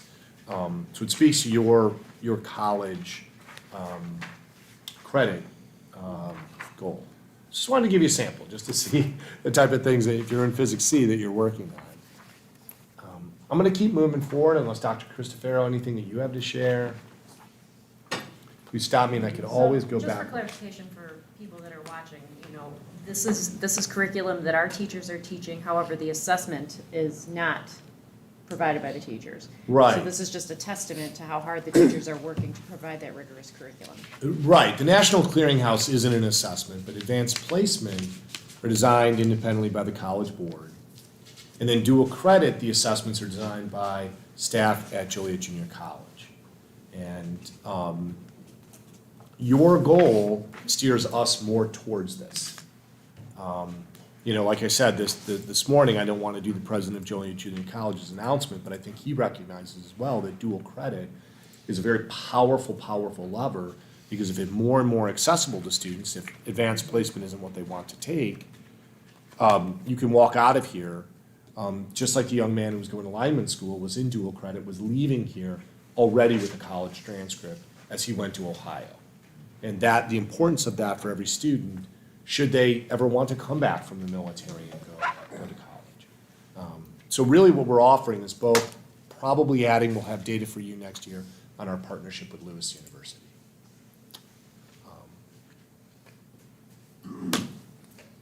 In your binder, there are extensive data tables and available to the public on National Clearinghouse, on advanced placement tables, and then also on dual credit performance. Yeah. Oh, yeah, One go ahead. trick that I noticed here too is that how you can tell that this is supposed to be a harder test is that they expand the definitions of things. Mm-hmm. So for example, it says a cylinder of mass M and radius R has a moment of inertia. And when you read something like that, it's like, oh, I'm a little rusty when it comes to stuff like that, but I'm pretty sure moment of inertia is just momentum. So it's the fact that they expand the definitions that would make it so that somebody who's reading this really has to cross out stuff, really has to make the question simpler. So the trick about some of these questions is that they're kind of like riddles. So that's what makes this a lot harder, and that's the part about it is if you can solve this, it's like how you solve this in layers that some of the AP people are looking at. And Right, and- certain answers, if you got this answer, it shows that you solved this part of the riddle of the question and stuff like that. So it's interesting to see, these are tests that are designed to trick you. These are tests that are designed to make it so that you definitely do struggle even just understanding the question. Right, and I think you've astutely pointed out, Mr. Navarro, and we'll talk about it a little bit with the SAT, is you might say this is science. This is first and foremost a reading test, because you have to recognize that academic vocabulary. Yeah. If you can't recognize that academic vocabulary, you can't even begin to solve a problem of this degree. So strangely enough, even though it's science, It has almost more to do with reasoning, inferring, drawing a conclusion, right? Also, there's a significant portion of your binder that's related to grades. So every year, we generate close to about 26,000 individual grades. We have 1,200 sections that meet every single day. And then you times that by students who have 6 or 7 classes, if you do that math. So grades, even in my own field of studying assessment, I teach the college level assessment, there is certainly teacher preference, teacher perspective in here. What I would submit to you is the grade reports that are in your binder. You have last year's overall grade performance for freshmen, sophomores, juniors, and seniors. Dipping at all, encompassing out of that 26,000 grades.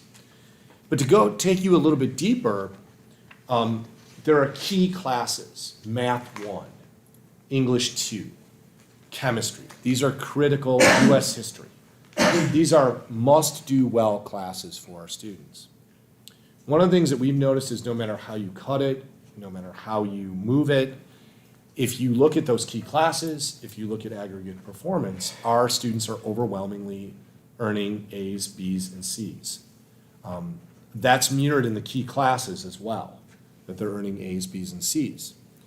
The failure rate, I think in part due to some of the work we're doing in Compass to regain time with students, in part at a second look that's still in motion and we're still talking a lot about, right, Mrs. Kishline, with grading policy. We're having a lot of conversations. But those are respectively your failure rates last year. Seniors, 1.3%, juniors, 3.0%, sophomores, 2.7%, and then freshmen, 1% of the grades. That's the number, the percent of grades assigned that were in F. Regardless of how we feel about grades, so yeah, Mrs. Johnson. Those are the students that fail, or? No, those are the grades assigned total. So 1% of the grades assigned last year to freshmen were Fs. Okay. The 1.3. Would be assigned to seniors. So of the total grades by assigned to class, seniors, okay. 1.3. So that's the class failure rate, Okay. if you could put it that way, last year. And, I put a depiction here, that's our scholarship, our local scholarship. The foundation has so much to do with that. But we can, debate, in many circles, many academic circles, debate the merit of grades because they're teacher generated. I'd suggest 26,000 samples is a very robust sample, but also it's hard to deny that grades are a very meaningful thing. They're meaningful in scholarships for our students. They're meaningful in terms of placements at a place like JJC. They're meaningful for admissions where many of our students go to college, St. Francis, Lewis, St. Xavier. They're very meaningful. Another place many of our students go, University of Illinois, a top 10 public university. So grades do have overall meaning that it's hard to ignore. But right now, we're at a high water mark of students earning A's, B's, and C's in every type of class. Whether that's a remedial class, that's an honors class, that's an AP class, that's a key class, like those that I mentioned to you. So if you cross-cut all of the data in your binder, you still come back around to strong performance by our students. And that is usually, sometimes I will say that grades, unlike the SAT, they also reflect skills, understanding, relationships, hard work, effort, motivation, ability. And oftentimes, sometimes it's the relationship between the teacher and student. And if we are all, honest with ourselves, I think any of us that are in any kind of life environment that we're in, we want to have good relationships with others so that we're successful. Can't do it on our own. You had, I don't know if it's in this section, you had a bunch of questions where you had, they were easy. Oh, you know what, that is, we're gonna get to that in a moment, Mrs. Johnson, that's the SAT. Okay, and my question is, have you looked at that as it corresponds to student grades? We're gonna come up on that loosely, but you asked me that on Friday, and it's very difficult to correlate grades to the SAT because they measure different things. So you can loosely, and I'll show you some illustrations Okay. where we try to set those side by side. You and I talked about freshmen. mhm. So I've got some graphics coming up when we get into the SAT. Thanks for your patience and a really good question. You and I talked, and just for the audience, people at home and the board, Mrs. Johnson and I talked about taking representative samples, clusters of students, pulling clusters out, looking at their SAT score at certain places, clusters of students who exceeded, met, were what's called approaching, and then strengthening skills, and then moving over and looking at how do they do grade performance-wise. So drilling a little bit deeper into representative. That would be, something I touched Dr. Christopher about the next curriculum committee meeting, diving into that. Graduation rate, this is a very important measure for the Illinois School Report Card. I would also argue that the data is this is one of the most, in our country, absolutely convincing data. I was just driving in, listening to a radio program that was looking at graduation rate in the United States of America, and the fact that how difficult it is in this country without a high school diploma to seek employment, to gain employment, to have a career, to have employment with benefits. Very difficult. So a realistically meaningful metric. We continue to have a high graduation rate, 96% state reported, and I always point this out. So we had 891 graduates. Of that, 29 students went to the CCC. Those are students who stay with us from 18 to 23, career and community connections. 1 enrolled in summer school, 7 returned 13th grade. As the board knows, the state of Illinois requires us to report those 29 students who will stay with us. They have an IEP plan that requires the board to continue their education. Fortunately, the state of Illinois counts them the same as those 8 students who just didn't graduate. They didn't have enough credits. If you take those 29 students out, I don't believe they belong in our graduation rate because they're moving along according to their plan. We would have a 99% graduation rate if you removed our CCC students. The 7 students, did they do any, try to do credit recovery? They're doing that right now. They're enrolled right now. And then 1 matriculated through summer school, made up a failure in summer school. So, but the state only counts June of that year. So the state also doesn't count. Yeah, any student that comes back and tries to earn a diploma, the state does not count that. June 4th, 2022 is the deadline. Are those kids coming back, who are returning to 13th grade because they missed 1 class, or is it because they're missing multiple classes? It's a range, Mr. Navarro. Most of those students, it's multiple classes. That's why. So, and I have found in my experience, coming back to go to credit recovery, to take credit recovery, to be a 13th grader, it's a difficult thing. Most students more socially don't do it, and they seek some kind of equivalency somewhere else. So a lot of credit to those students who are right now in credit recovery, trying to spend this semester to earn their high school diploma. Is it because I would assume they're embarrassed that they don't want to do that? They don't want to come back as like a... Yeah, I think students feel a certain social stigma, right? Yeah. That just, I didn't graduate with my class, I fell short, I have lots of classes I have to make up.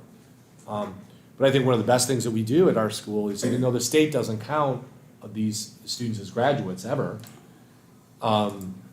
you as a board are offering the opportunity for them to earn a high school diploma here, which is a passport to technical school, military in many ways on the ASVAB test, junior college, and more. So, another metric that's important on the Illinois School Report Card, it's also important to us, especially because Dr. Green leads a freshman-only building. We're spending a lot of time, as you know, talking about Central, talking about that facility. It's also prompted us to ask the question, should we be bringing 7 feeder schools into one freshman center? Is that still our vision for learning?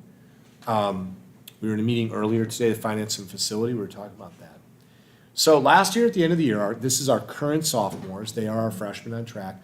97% of them ended on track to graduate, meaning they earned 5 credits across the year. They successfully completed 5 classes minimum. This is a state of Illinois measure, not the measure we would create. Currently, today, the freshmen that are working with Dr. Green, if we just pulled their grades right now, 96.7% of them are on track to graduate. This is where I want to take just a little deeper look at these particular students. So these are freshmen last year. This goes to Mrs. Johnson's class. Let's just take a look at, in the spring, they took the PSAT. So we have our students start practicing on the SAT, took PSAT spring 2022. They'll take it at the PSAT again as sophomores, and then they take the SAT state. And this is going to lead us to some things that I think I want the board to pay attention to and that we need to work on. So in reading, our freshmen last year, current sophomores, 67% of them earned college benchmarks on that test. 9% were what's called approaching, getting close. And then 25% need to strengthen their skills. If you slide over and you just look at their semester 2 grade performance, you start to see, as Mrs. Johnson is suggesting, some things are lining up. If you kind of match A's and B's to Met College benchmarks, if you look at C, D, and F, some of the percentages begin to match up. I don't think I've never worked in a school where the percentages match up precisely, because grades in the SAT, very different. The SAT measures very specific skills, very specific, as we're going to get into sharpening your number 2 pencils. Whereas grades take into account attendance, timeliness, effort, motivation, relationship with teacher, skills, understanding is all thrown into that metric. So I don't think it would be appropriate to say the two are directly correlated. They have a relationship. They're both things we should look at, but I wouldn't say that they directly speak to each other. Math, oh yeah. Typically more lenient on grades. I'm sorry, what, Mr. We're Navarro? also typically more lenient on grades, like if, I would say than like the PSAT, because the PSAT, like at least from when I remember, it's like whenever we go in to take the test, it's like, okay, you guys can't do anything. You guys can't talk, you can't do anything. Right, there are all those testing conditions. It has like more stricter, and there's definitely more pressure to it, versus where if you're in a classroom and you're taking a test, you know, like, can I go to the bathroom? The teacher is not really gonna say anything about that, because some kids just, you know, you need to go to the bathroom. But I remember when I was taking like the ACT, when it was still a thing, I had to like hold going to the bathroom for like the last 10 minutes, simply because they just wouldn't let you leave. Well, that we face national testing norms, whereas also really good point. I think one of the things, if a student needs on a test in a classroom, teacher created needs clarification on the directions. What am I doing here? What does this mean? Yeah. You know, Mrs. Kishline's probably done this a million times in her career. She's walked over, clarified something for a student on an assessment. If she proctors an SAT or an ACT, she cannot. Yeah, you can't. Stuff like so that. they're different formats. They're different focus. They're very specific skills. Grades are much broader data points. This is math, and there's a tremendous amount of work going on in math, but you can see a difference. 46% met college benchmarks in math. Approaching is 10%, but 44% need to strengthen skills. There are a variety of things that we're thinking of as we line that up against grades. We believe that in part is curriculum, and we've been on about a 2.5-year journey in our math curriculum. Our district, about a decade ago, made a pretty radical change to move from topical math to integrated math. I would argue, bless you, that the SAT and the ACT are still normed to what most of the country is doing, and that's topical math. There are only a few districts in northern Illinois that went, when Common Core came out, to integrated math. We're one of them. We have some really good neighbors, but we've had to come back and take a look at our math curriculum and really think about the strength of the topics. Could you explain the difference between integrated? Topical math and integrated, or I cut your question off. That one. Yeah. Topic, like just real quickly. Yeah, very quickly. All right, topical math is probably the math that most of us in this room had. We took an algebra class. Then we might have taken algebra, geometry, advanced algebra, college algebra, usually with trigonometry, pre-calculus, calculus, if you kind of made it to those. So by topic. Integrated math 1 in our freshman building will mainly focus on algebra, but it'll bring in some algebra 2 concepts, advanced algebra. It'll bring in the geometry concepts that are age appropriate. So you're teaching multiple mathematic concepts to students each year, How long have we been doing this? about a decade. Okay. So I think you have, some curriculum work we need to do. I think it's materials and resources that we need to do. And I also think, we really have to think very carefully about where are we at, with integrated math. We're there, and it would be very hard for the district to re-engineer that at this point. So I was part of the generation that saw the integrated math, because I do remember being a freshman and being exposed to some form of geometry and trigonometry. So I see where you're coming from. Right, and what we're talking about with my 7 feeder superintendents is we also have 7 varied approaches to mathematics that come into our freshman building. And we have to try to level that as well. Yeah, my question was to try to see, go back one. Yep. Is when we got that, the 44% and the 10%, did when we put in interventions and approaches for them, do the grades pan out? Because we got to play catch up with them. Right. Potential. I would say without doing the cluster work you want to do with looking at particular students. Right. That I proposed for the curriculum committee, I would make the argument that it does pan out, and here's where I would take a look that the interventions were. I would encourage you to look at a couple data points. 1, just the semester 2 grade performance. 2, freshmen on track and how there's a similarity of that. And then ultimately graduation rate. So those are places where I would say that there are things panning out.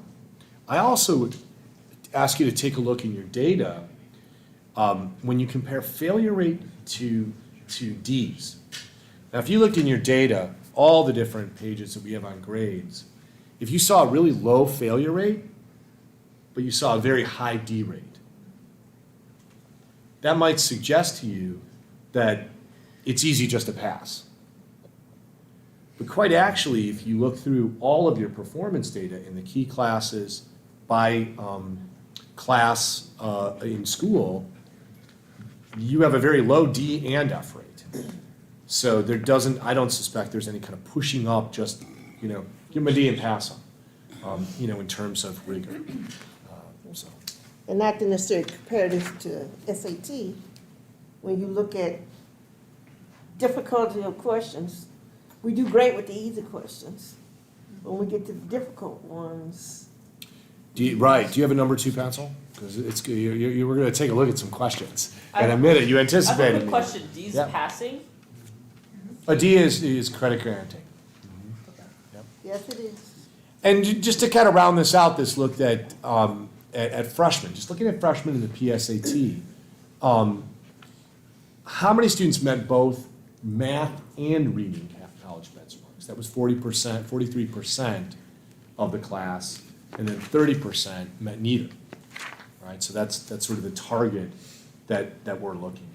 Yes. I would always argue the SAT doesn't tell you everything, because those are 3 tests in 3 years, 1 day, but it doesn't tell you nothing, because it is a national standard. We're going to dive in a second to what one specific area I think you should really pay attention to. I do want to mention college and career. This is, in addition to freshmen on track and graduation on track, a metric that the state is looking at very closely. You've developed a dashboard that's even more robust.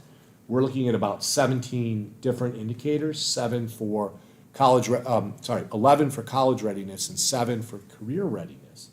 The state is also looking at things like participation in athletics and extracurriculars as something that prepares you for life just after high school, a place called high school. you want to break down, Dr. Christopher, what do each one of these, the college readiness benchmarks, what does that mean? There is a description in your packet, in your binder, actually, of what all of these metrics are. We thought we would pull 5 just for you to consider. Do you want to just explain, what does GPA mean? Yeah, so GPA means that this is based on last year's graduating class. They had a 2.8 GPA or higher. So roughly 65% of the graduates had a 2.8 GPA or higher. And that's research-based, suggesting that if they get that in high school, they'll be ready to succeed in college. C+. Junior, senior attendance at 59.15, that might jump out to the board because you have monthly attendance reports. This is the average of their junior and senior year, and the threshold is 95%. So of last year's graduating class, the average of their junior and senior year attendance, 59% of our students had 95% attendance or better. By the way, just an FYI, we were curious, what if it was 90%, not 95%? That number would jump to 89%. So the percentages the state elects for that matter. And the last one, Algebra 2 met. What does this mean? Students have to take a class that would say they are proficient in Algebra 2 and getting an A, B, or C in that class, because all of our students, for the most part, right, we have some students with IEPs that might not qualify. Most of our students go IM1, IM2, IM3. You just provided an additional support to help students get through that. And so 76% of last year's graduating class met that threshold. And then that particular one, it's interesting your question, Mr. McCarr, that is A, B, or C. So D and F is considered not proficient. Just for Algebra 2? Yeah, this is a state metric, and I would consider it as well, because Algebra 2 is such a critical class in mathematics. A D or F would not count as proficiency on this index.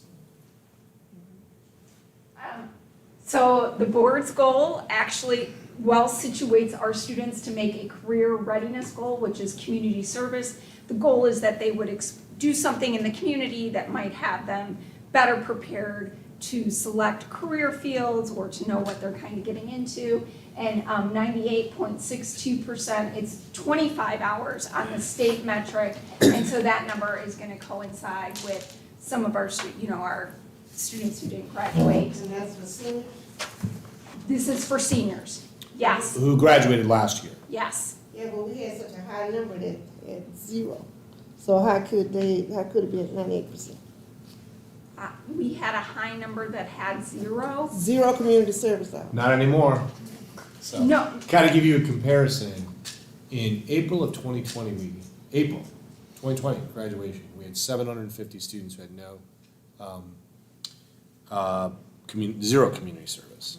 That has dramatically changed with Transio, good work by school counselors, people like Angela Adolph, Jen Crosby, Jen Webb-Ray, Dr. Green's leadership, Carrie Green's leadership.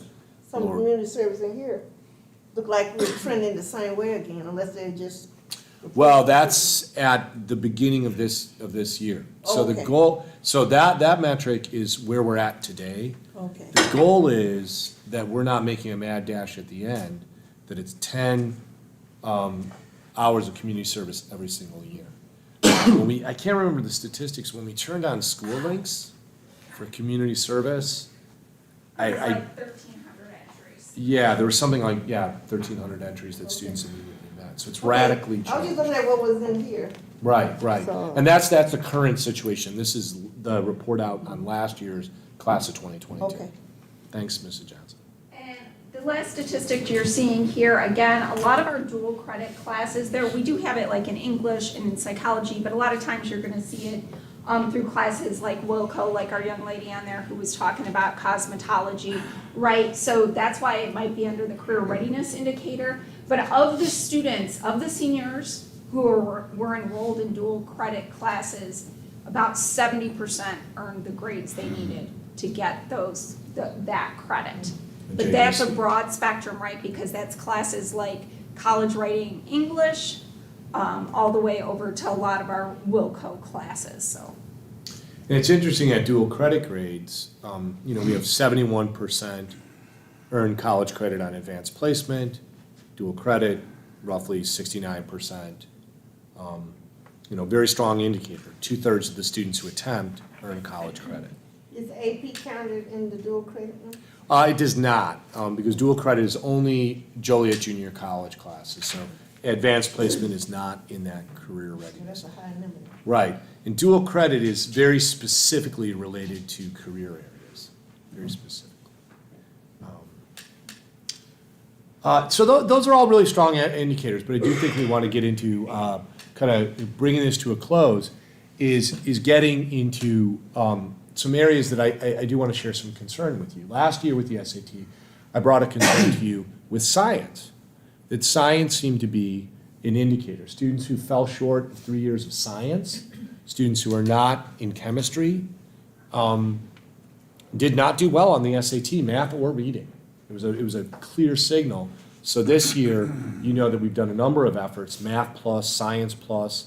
We moved a number of students into chemistry who might otherwise, we feel that they're prepared, might otherwise have not selected chemistry. And the state is going to be requiring a 3-year lab science requirement. There's good news and bad news here, but this is also a lesson of how averages disguise things. So if you look at those averages, that goes back 6 years.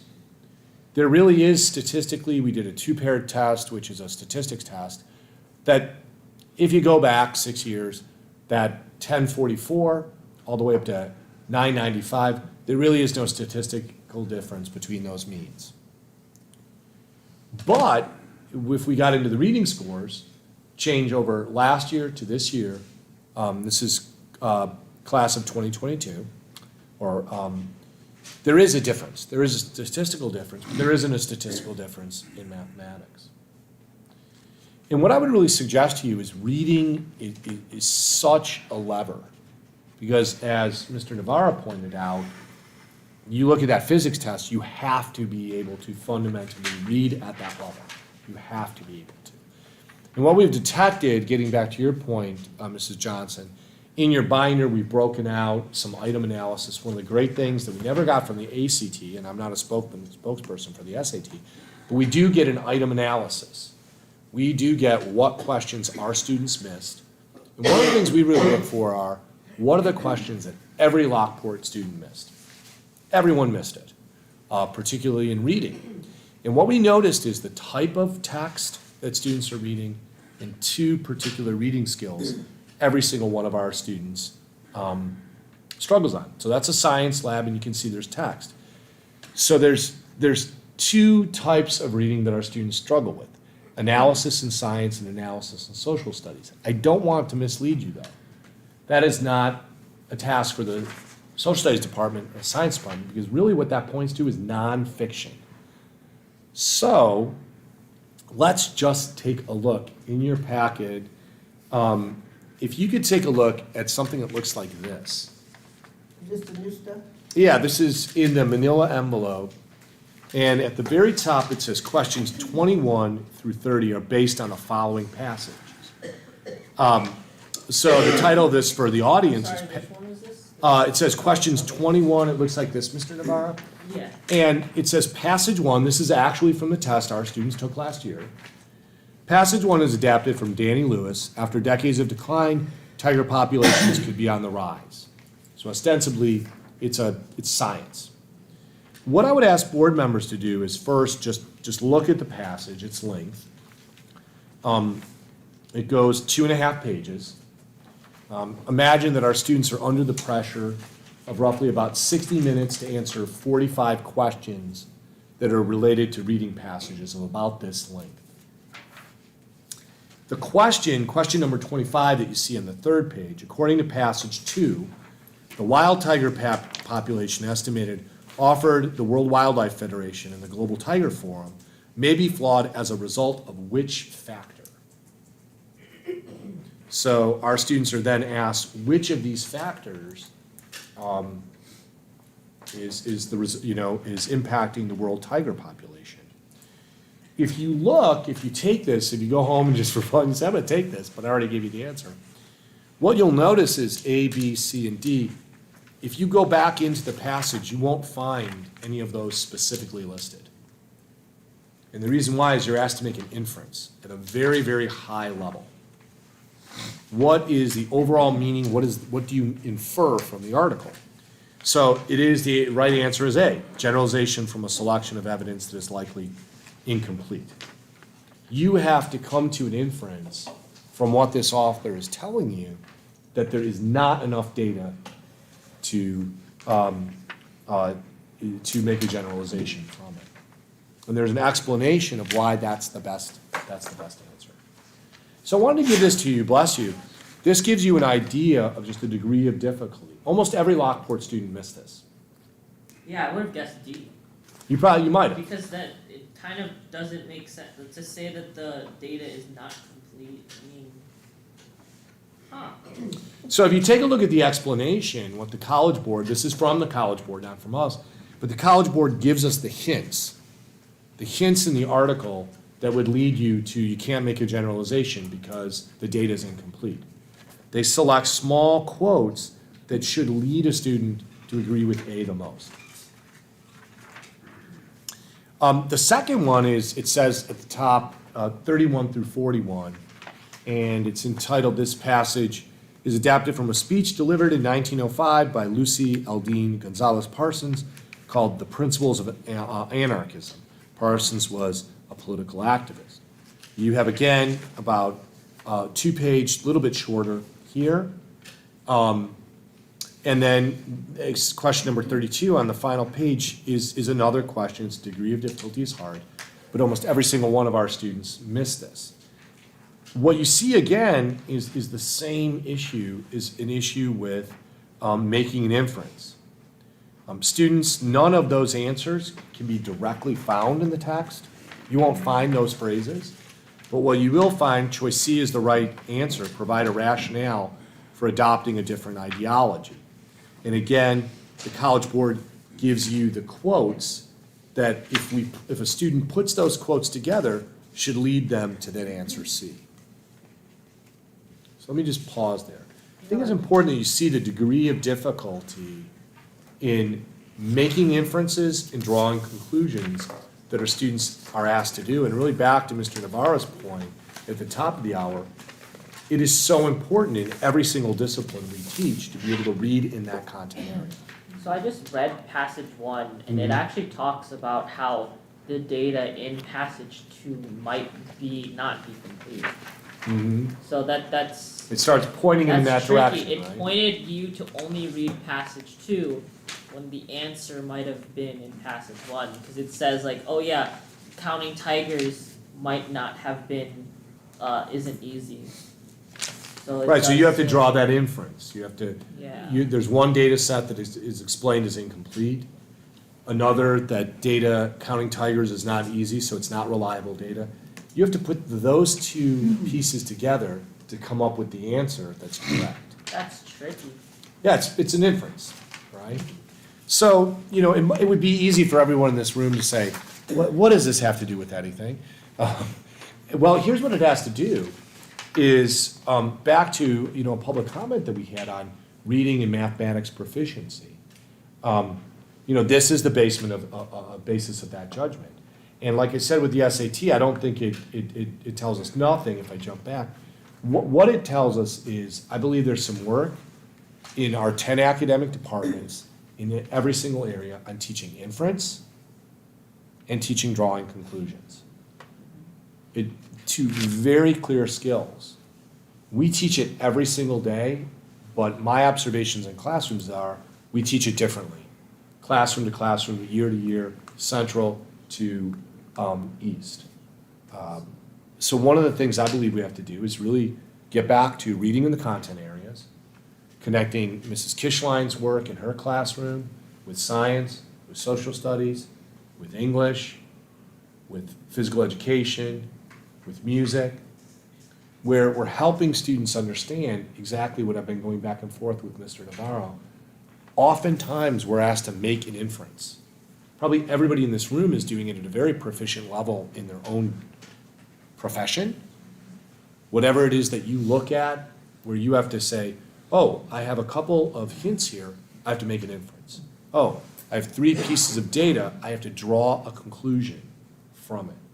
And it's just an area, it's probably the area I would suggest to the board, we have to improve. I believe it's aligned to your goal, because we're not really so much chasing improvement in scores, although that would be great. But I don't know any profession, any career, any academic area that doesn't ask students to infer or to draw a conclusion accurately. And that's the one area that I think our analysis this year is telling us we need that work. And it's not that our teachers aren't doing that work. What I believe as I go from classroom to classroom, we're probably not doing that with language or consistency in a way that a student says, oh, I was just inferring in Mrs. Kishline's class. Now I'm coming to Dr. McBride's English class, I'm inferring. So that you understand, we're both, as colleagues, using that same word. It's a word that appears on the test. What can you infer? And now I know what to do. I know how to approach this reading task. But then you have to ask yourself as to, given the fact that these tests are extremely time-based, it's more likely you're going to run out of time taking these tests, that a student is more like you would have to reread both passage 1 and passage 2 in order to answer one question. So assuming that there are multiple questions.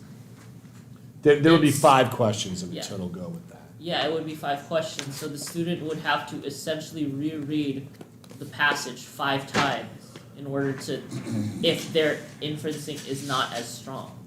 So it Right. kind of like, is it possibly because you're putting too much time pressure on kids that they are like forced to possibly only look at passage 1 because it is like, okay, I don't want to run out of time, the question's telling me to look here, if I don't find it here, I have to just keep rereading and rereading, and it's kind of a misdirection because the answer is in passage 1. I think you just did about a decade's worth of scholarship on the SAT and the ACT. And it's important, yeah, it's just I'll make one reaction and then answer Mrs. Johnson's question. I think the bottom line here is we need to try to help our students understand how to do inference and how to problem solve. And draw conclusions. Draw conclusions, in all classes, And if we make it more consistent across the board, hopefully they will recognize it. I mean, there's that, but you could also like kind of argue that this is beyond, it's purposely misdirecting. I understand Where that. the question It is, and the reason something important to remember, and this is not going too deep into test development, but the state of Illinois adopted the SAT, and everyone in the room and people at home should remember what is the purpose of the SAT. The purpose of the SAT is to create a score spread so that the SAT, when it has 3 million students who take it every year, they can present to colleges a high and a low so that colleges can admit or reject students. This is what's called a norm referenced test. There will always be a high, there will always be a low in order to give colleges that information. Its strength is that it tests college skills. Its weakness is what's called a criterion reference test, is a test that is more normed to what you're learning that year in school. Getting back to Mrs. Johnson's, a criterion reference test in states that have it are more directly linked to the grades and the curriculum students are taking in class. That's just not the measure we have in Illinois right now. But I would not say that the SAT doesn't tell us anything. I think it's telling us in a really strong way because this trend that I'm pointing out to you has persisted for a number of years. To Mrs. Johnson's point, we need strengthening in inference and drawing conclusions. And I always just say, everybody in this room would probably, I hope, agree that that's an important academic and thinking life skill that everyone needs. So you said most of the students miss this question. Almost all of our students missed. That's the highest degree of difficulty in both of those questions. Okay. They're leveled, hard, medium, and low difficulty. So when I take a look at questions that almost every student missed, regardless of ability, it's probably telling me an area that students struggle.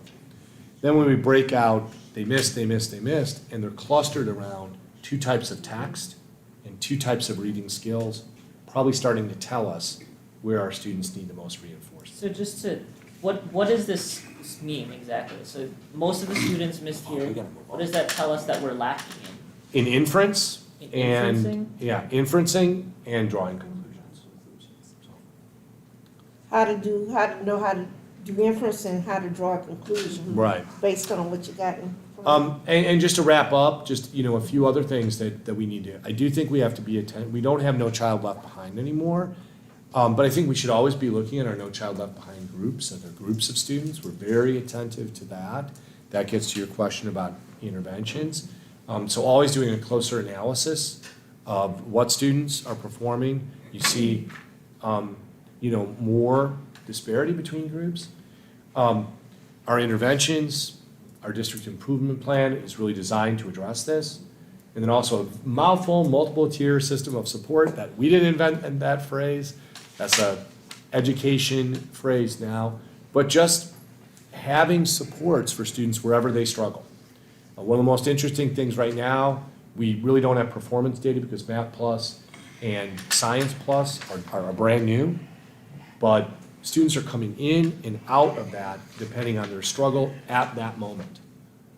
So you might have students in, you might have students out. But it's addressing the moment of struggle they're having in a week, in a 2-week increment. Kind of back to the initial thing that I'd asked the board, what is achievement in the type of place that Lockport Township High School is? Achievement for these particular learners, very different than other learners. The CCC and then our modified program in East Campus, these students are exceeding their annual outcomes in employability and independence. 37 students in the program last year met their outcome criteria. 44 students exited and gained gainful employment. I wanted to put this up as an illustration, not only to help us understand that we're educating all sorts of students, but that different outcomes mean different things. For some, a college outcome, a career outcome, an employment outcome is very meaningful depending on where you are and what kind of learner you are. And then just promises made in equity journey and pandemic. Promises made, last year you asked that we continue to look at advanced placement. This year we've identified 55 students who we thought could level up, and they are taking advanced placement or honors classes. We'll bring the curriculum committee some data on that. The equity journey, this is a measure that the Illinois School Board of Education has created this year. You'll see it on our school report card. It's got 3 areas. In the area of professional development, professional education, we are at the top. In the area of discipline, do we have disproportionate discipline? Are we over-disciplining? Are we putting our students out for lots of days? We have no ability to keep students in school, discipline them with appropriate consequences, but also keep them connected. We're doing very well. But just to kind of cross-cut it, we do have gaps on the SAT between students. And I would kind of end the presentation saying that's where we need the most amount of work. It's a lot. Thank you. Thank you. You are welcome. But this is designed to be a year's worth of reflection.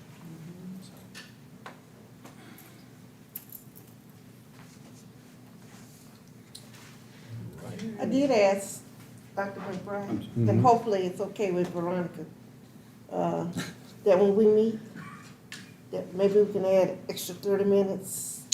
Yeah, Dr. Christopher and I were just talking just with people's schedules on November 14th, just finding out Mr. Travis, yourself, Dr. Shaw, if that time's available. Go a little bit deeper in curriculum committee. Mhm. Right. Thanks. All right, thank you. Going on to information reports. All right. We already did the whole curriculum report here. Done. All right. Next is we have the principal attendance and discipline reports. Dr. Green. Good evening. I'm flying solo tonight, where John is at the IPA conference. As you saw in our report, athletics, fall season is winding down, so we have a lot of our teams that are gearing up for the state playoffs. Our golf teams did both achieve the goal of regional champs, And our boys team went downstate as a team, finished 10th overall, which was fantastic. And we did have Gianna White, who went down as an individual, and she finished 48th overall. So very proud of our sports. Activities, want to say thank you to the board again for homecoming, for allowing us to have so many great events, activities, and festivities for our students and for our staff. As you saw in the report and the kids talked about, we had over 2,700 kids at our dance, which was really amazing. It was a wonderful time had by all, and it was just awesome to see the participation in the dance, at our assemblies, and at the football game. So I want to thank you for that opportunity. Our choir and band put on spectacular fall performances, and we're really excited that our choir is actually adding another concert. So on Thursday, October 27th, we are going to have the Spanish Heritage concert in honor of the month. So very excited about that, and hopefully everyone can attend. And then our band also is competing this Saturday for the state championship at ISU. So we wish them all the best as they do that. For behavior report, as usual, you saw our IDs, tardy to school and class, kind of leading the charge as we start off the year again. And the deans actually are utilizing handheld scanners, deans and deans assistants in the hallways to try to really get lanyards and electronic devices underway. And our parking lot, we're going to continue to monitor that.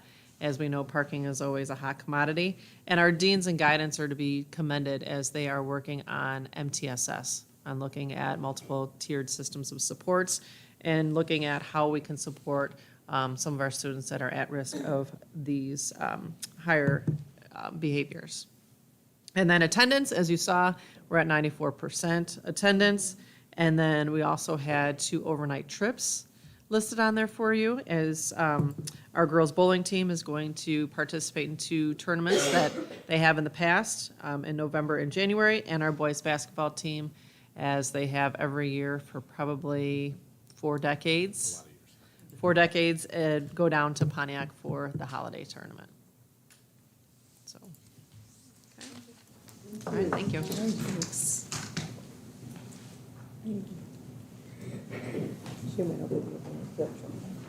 Oh, yeah, we just, yeah, she got it. Oh, she got it. All right, moving on then to the maintenance report. You have it listed there. Mr. Thompson has put together the usual work of a masterpiece of what is going on. You know, you've got everything in here from steam traps to boilers to pneumatic controls and sensors. Really, this report is about getting ready for winter and the turnover between in HVAC between cooling and heating in certain places. Mr. Thompson does point out a lot of that work is at Central, valves, and then also boiler number 2 at Central. As the board knows, our boilers with radiator heat primarily at Central continues to be a concern. We want to keep those boilers going, and you can see the amount of work we're doing at Central with those basic systems. Also, Mr. Thompson's doing work with an Eagle Scout project, so thank you for devoting your time on that. And then you can see some other things we've done with teacher desks, nurses' offices, just the kind of constant things we're doing to keep all of our facilities updated. Thank you. All right, moving on to our consent agenda items. Do I have a motion to approve the consent agenda items from number 2 to number 7? Second. It's been motioned by Dr. Shaw and second by Mr. Ives. Are there any questions to any of those consent agenda items? None. All right, roll call. Ives. Yes. Shaw. Yes. Navarro. Yes. Lewandowski. Yes. Johnson. Yes. Lopez Caniva. Yes. Next, we have our action consideration items. Do I have a motion to approve the media services collection development protocols? So moved. I can second that. All right, it's been motioned by Dr. Shaw and second by Lopez Caniva. Are there any questions to that action? Hearing none, roll call. Johnson. Yes. Navarro. Yes. Shaw. Yes. Lewandowski. Yes. Ives. Yes. Lopez Caniva. Yes. All right, do I have a motion to approve the farm lease agreement? Just for members of the public, Yes. we lease the property that we own in Homer Glen.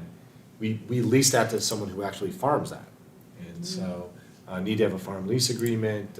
Stephanie Croy and our attorneys oversee that. So if anyone's wondering why a public school district is concluding a farm lease agreement, just if you're in the public, that's what that is. All right. I'll make that motion. Second. All right, it's been motioned by Mr. Lewandowski and second by Dr. Shaw. All right, roll call. Shaw. Yes. Lewandowski. Yes. Navarra. Yes. Johnson. Yes. Ives. Yes. Lopez Caniva. Yes. All right, do I have a motion to approve the school maintenance grant application? So moved. Second. It's been motioned by Dr. Shaw and second by Mr. Ives. Are there any questions to that?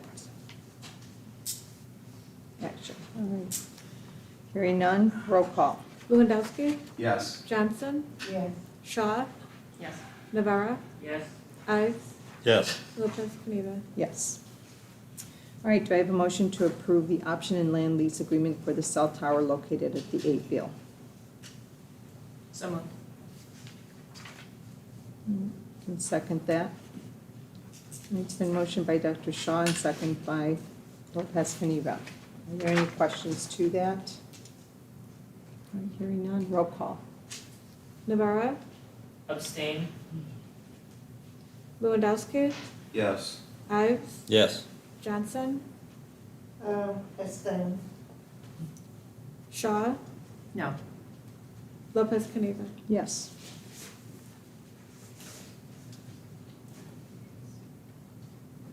Two abstain. 2, 3 Didn't pass. yeses. And Ms. Maxwell, did you have 2 abstain, 1 no, and 3 Yes. yes? So the motion does not pass. Correct. Go on. Okay. All right, policy updates. There is none. And then announcements. Yep, no policy. We will be busy again some other time. Just a couple announcements, some really great things. I would really encourage board members. Career Week. If anybody wants to present a Career Week, I'll be presenting. Apparently students want to know what a superintendent does. Of course they do. Ron Coomer is presenting, a number of other community members. So we'd welcome any of you who would want to present. Just let me know this week, because on Friday, students will select. Hispanic Heritage Month concert, that is October 27th.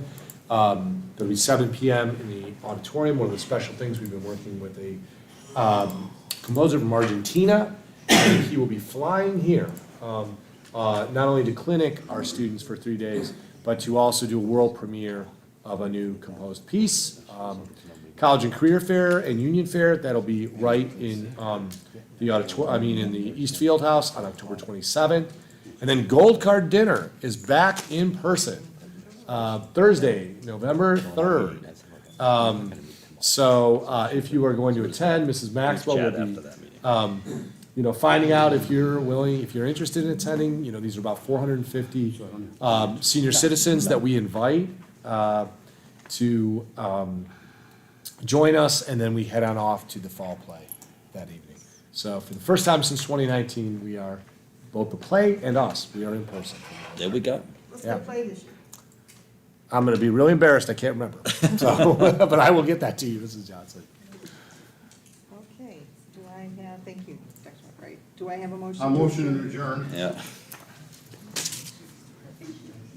It's been motioned by Mr. Lewandowski and second by Dr. Shaw. And at the time, it's 9:36. Yep. All in favor? All right. Come on, everyone. He's back there. Right?